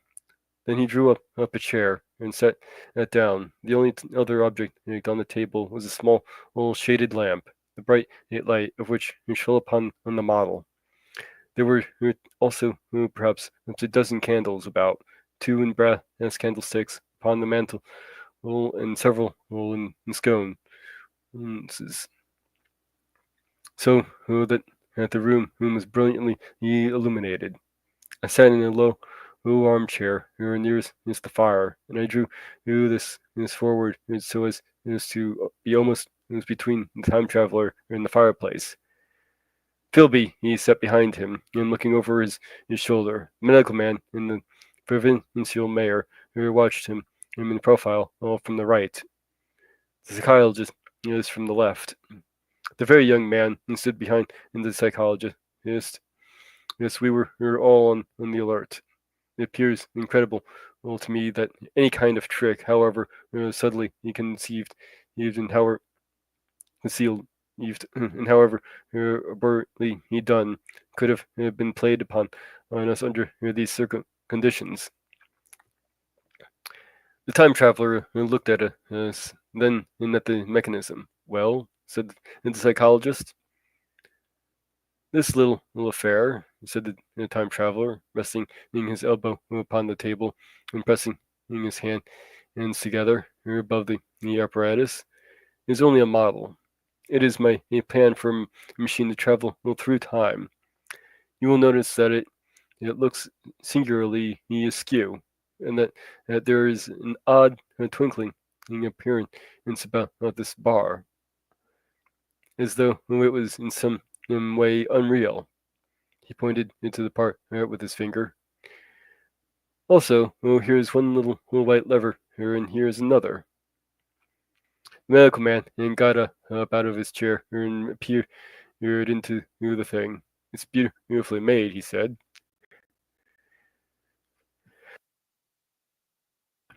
It took 2 years to make, retorted the time traveler. Then when we all imitated the action of the medical man, he said, now I want you clearly to understand and that this lever being pressed over sends the machine gliding into the future, and this other reverses this motion. This saddle represents the seat of a time traveler. Presently, I'm going to press the lever, and off the machine will go. It will vanish, pass into the future time, and disappear. Have a good look at the thing. Look at the table too, and satisfy yourself if there is no trickery. I don't want to waste this model and then be told I'm a quack. There was a minute's pause, perhaps. The psychologist seemed about to speak to me, but changed his mind. Then the time traveler put forth his finger toward the lever. No, he said suddenly. Lend me your hand, and turned to the psychologist. He took the individual's hand in his own and told him to put out his forefinger, so that it was the psychologist himself who sent forth the model time machine on its interminable voyage. Interminable voyager. Excuse me. We all saw the lever turn. I was absolutely certain and there was no trickery. There was a breath of wind, and the lamp flame jumped. One of the candles on the mantel was blown out, and the little machine suddenly swung around. It became indistinct, was seen as a ghost for a second, and perhaps as an ebony of faintly glittering brass and ivory, and it was gone, vanished, save for the lamp. The table was bare. Everyone was silent for a minute. Then Philby, he said that he was damned. The psychologist recovered from his stupor, and suddenly he looked under the table and let the time traveler laugh cheerfully. Well, he said, with a reminiscence of the psychologist. Then, getting up, he went into the tobacco jar on the mantel, and with his back to us, began to fill his pipe.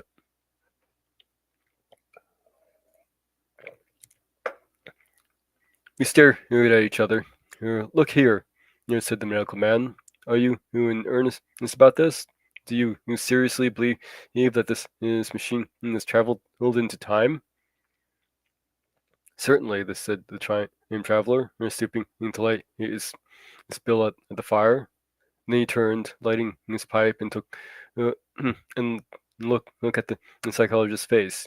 The psychologist, to show that he was not unhinged, and helped himself to a cigar and tried to light it uncut.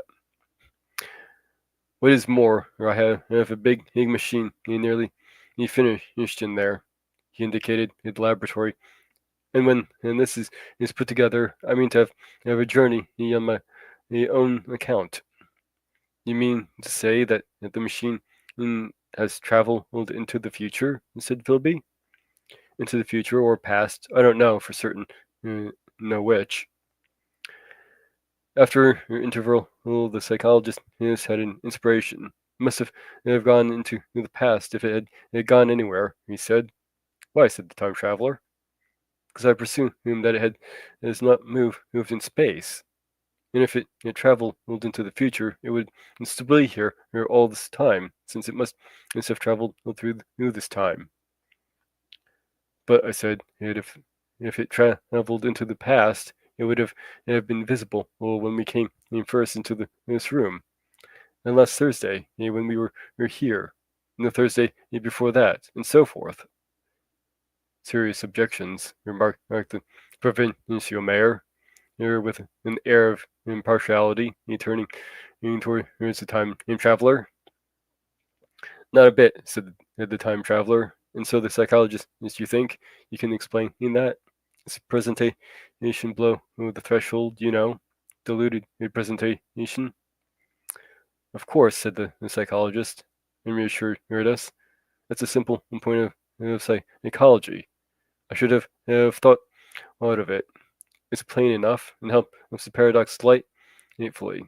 We cannot see it, nor can we appreciate this mechanism any more than we can in the spoke of a wheel spinning, or a bullet flying through the air. If it is traveling through time 50 times or 100 times faster than we are, if it gets through a minute while we get through a second, the impression it creates will of course be only 1/5 or 1/100th of what it would make if it were not traveling in time. That's plain enough. He passed his hand in through the space in which the machine had been. You see, he said, laughing. We sat and stared at the vacant table for a minute or two. Then the time traveler asked what we thought of it at all. It sounds plausible enough to unite, said the medical man. But wait until tomorrow. Wait for the common sense of the morning. Would you like to see the time machine itself? Asked the time traveler. And there within, taking the lamp in his hand, he held the way down in the long tree corridor to his laboratory. I remember vividly the flickering light, his queer broad head in silhouette, the dance of the shadows, how we all follow him, puzzled but incredulous. Yes, and how there in the laboratory we held the larger edition of the little machine in which we had seen vanish from before our eyes. Parts were of nickel, parts of ivory, parts in its head had certainly been filed or sawn out of rock crystal. The thing is generally complete, but the twisted crystalline bar lay unfinished upon the bench, and she said some sheets of drawings.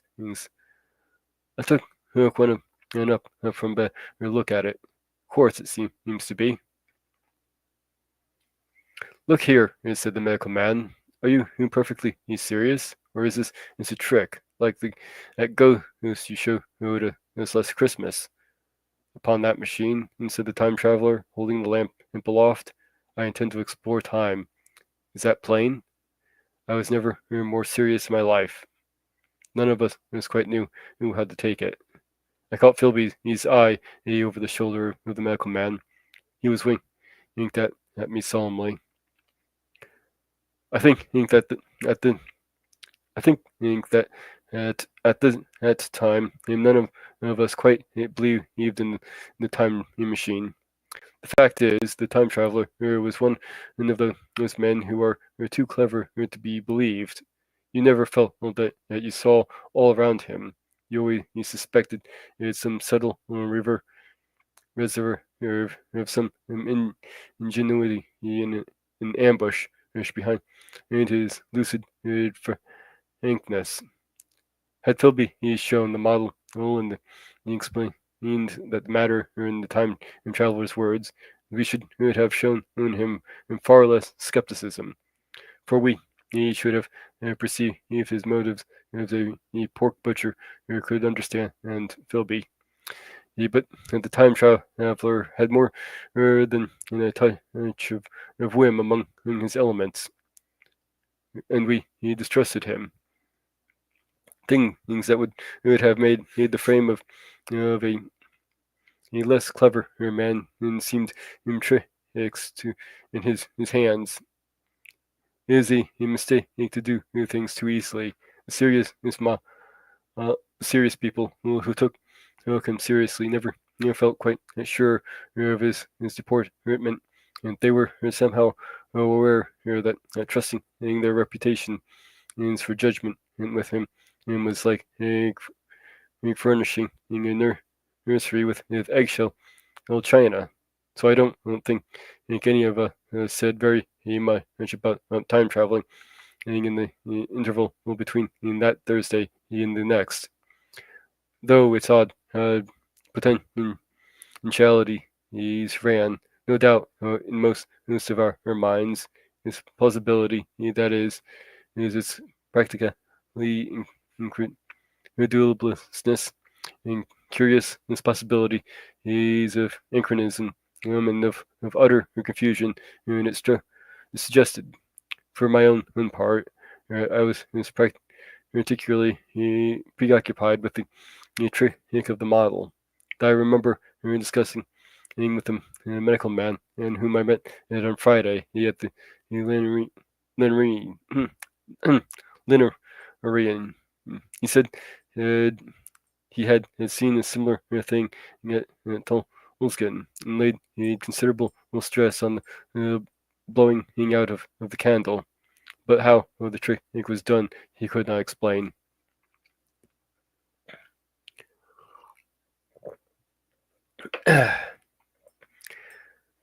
The next Thursday, he went again into Richmond, and I suppose I had one of the time traveler's most constant guests, and arriving late, found 4 or 5 men already assembled in the drawing room. The medical man was standing before the fire with a sheet of paper in one hand and his watch in the other. I looked around for the time traveler, and it's half past 7 now. Said the medical man. I suppose we'd better have dinner. Where's said I named our host, naming our host. You've just come. It's rather odd. He's unavoidably detained. Yes, that's me in this note to lead off with dinner at 7 if he's not back.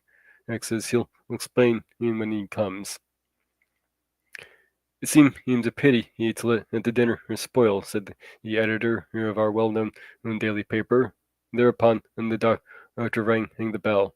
The psychologist, this was the only person besides the doctor and myself who had attended the previous dinner. The other men were blank, the editor aforementioned, and a certain journalist, and another a quite shy man, and with a beard whom I didn't know, and who, as far as my observation went, never opened his mouth all the evening. There was some speculation at the dinner table about the time traveler's absence. I suggested time traveling in a half jocular spirit. The editor wanted that explained to him, and the psychologist was volunteered a wooden account of the ingenious paradox and trick. He had witnessed this that day a week. He was in the midst of his explanation, and when the door from the corridor opened and slowly and without noise, I was facing in the door and saw at first, "Hello," I said. At last, and the door opened wider, and the time traveler stood before us. I gave a cry of surprise. "Good heavens, man! What's the matter?" cried the medical man. We saw him next, and the whole table full turned towards the door.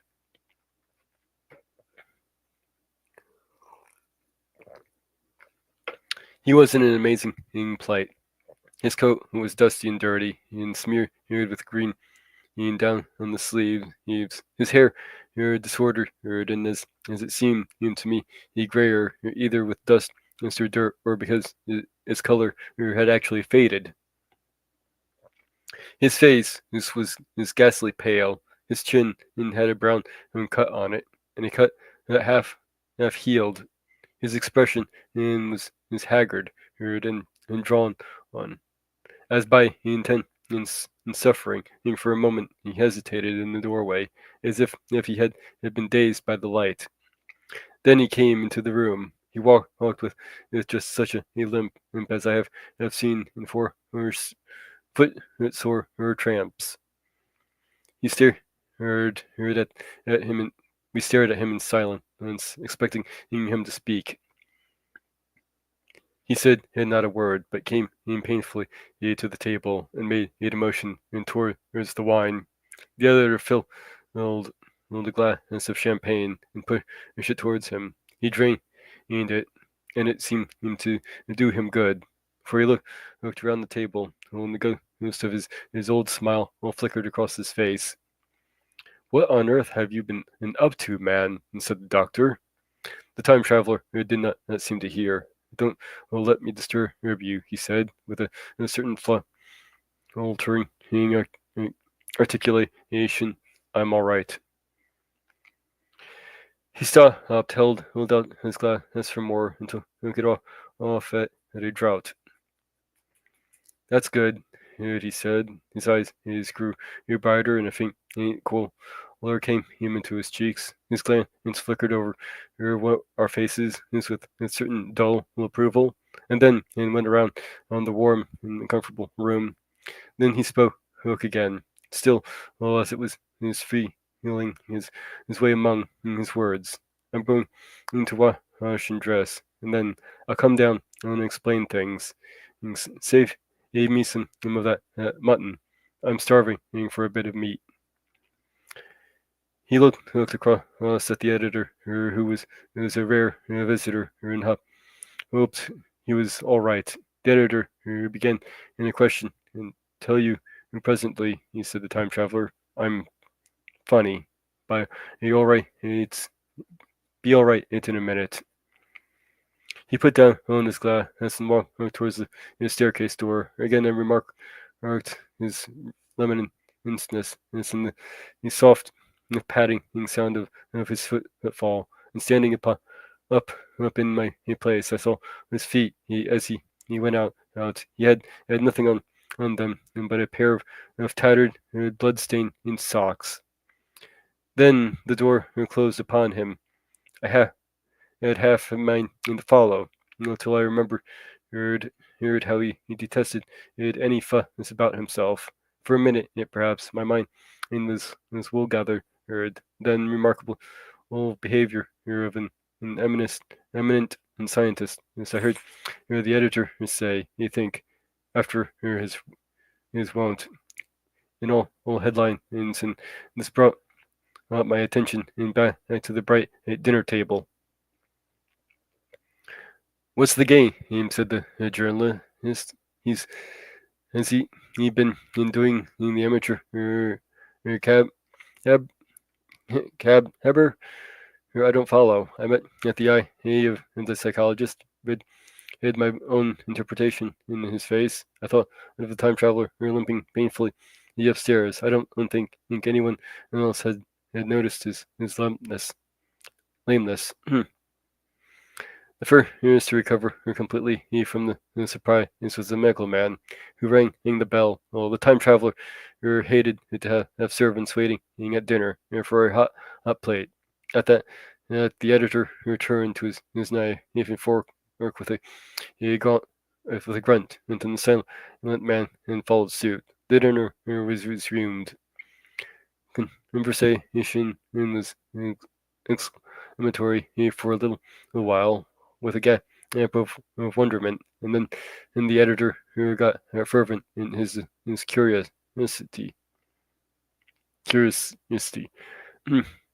Does our friend and excuse me. Does our friend and echo out his modest income with a crossing, or has his no heads or phase he's inquired?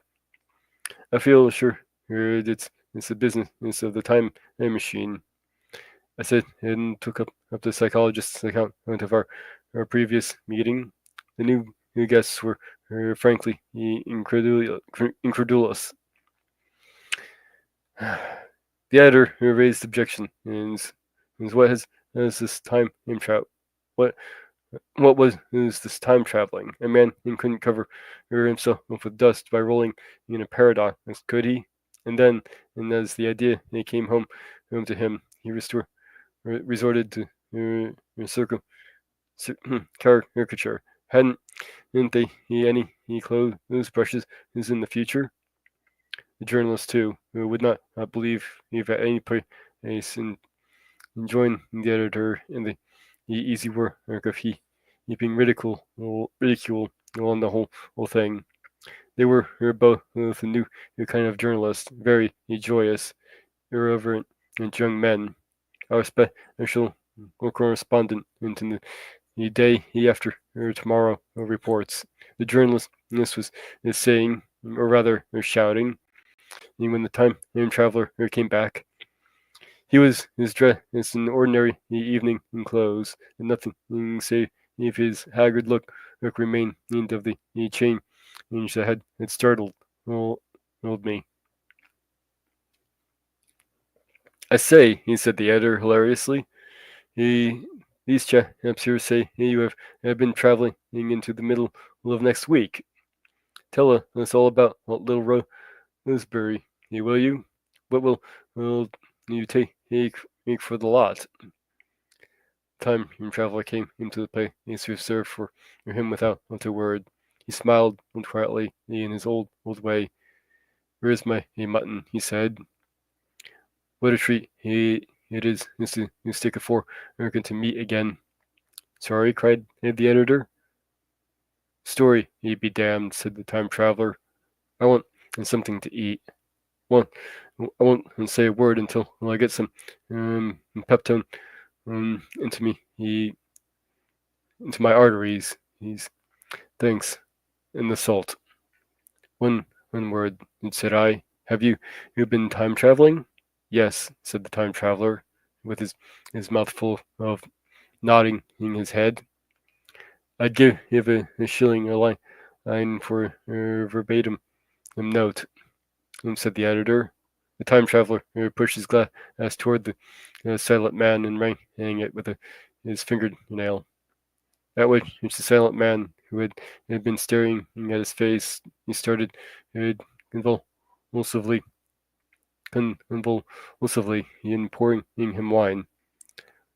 The rest of the dinner was uncomfortable. Well, for my own part, sudden question kept on rising to my lips, and I dare say it was the same with the others. The journalist tried to relieve the tension by telling anecdotes of Hetty Potter, or the time traveler devoted his attention into his dinner, and displayed the attempt of a tramp.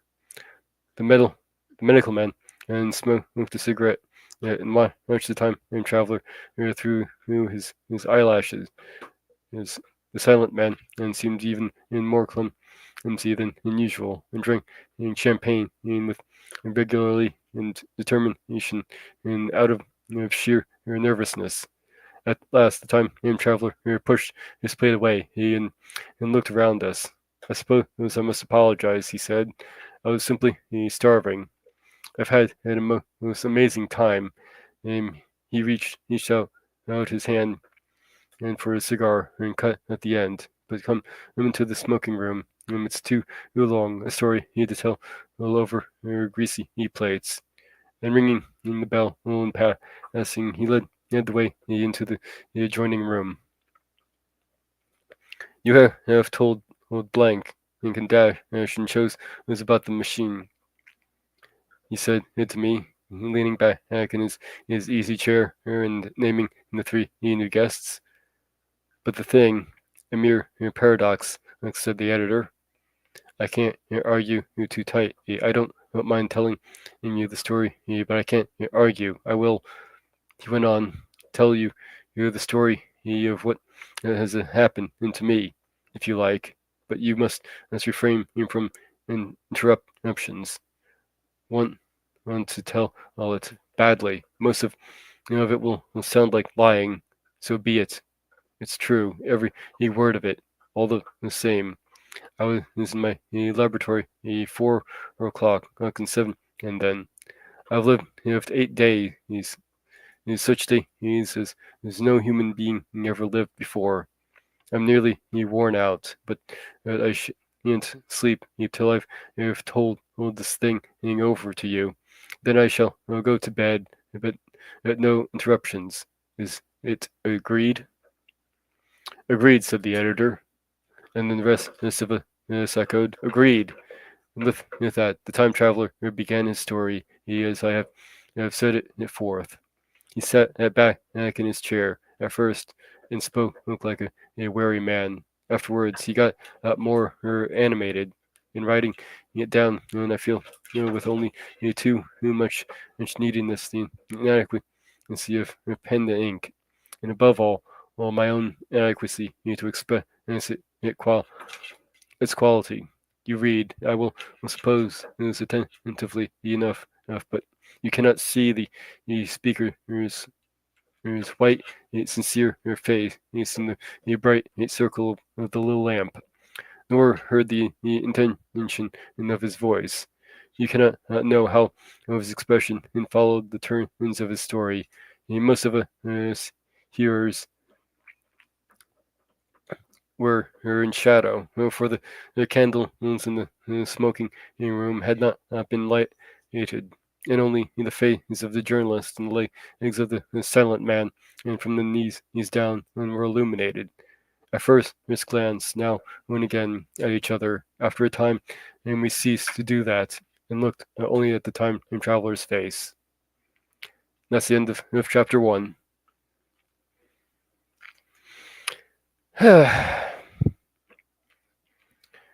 So, seeing as I'm a little bit over my usual time, which is perfectly fine, I believe it is time to bid all of you a goodbye. So, in fashion of Bill and Ted, catch you later, chat.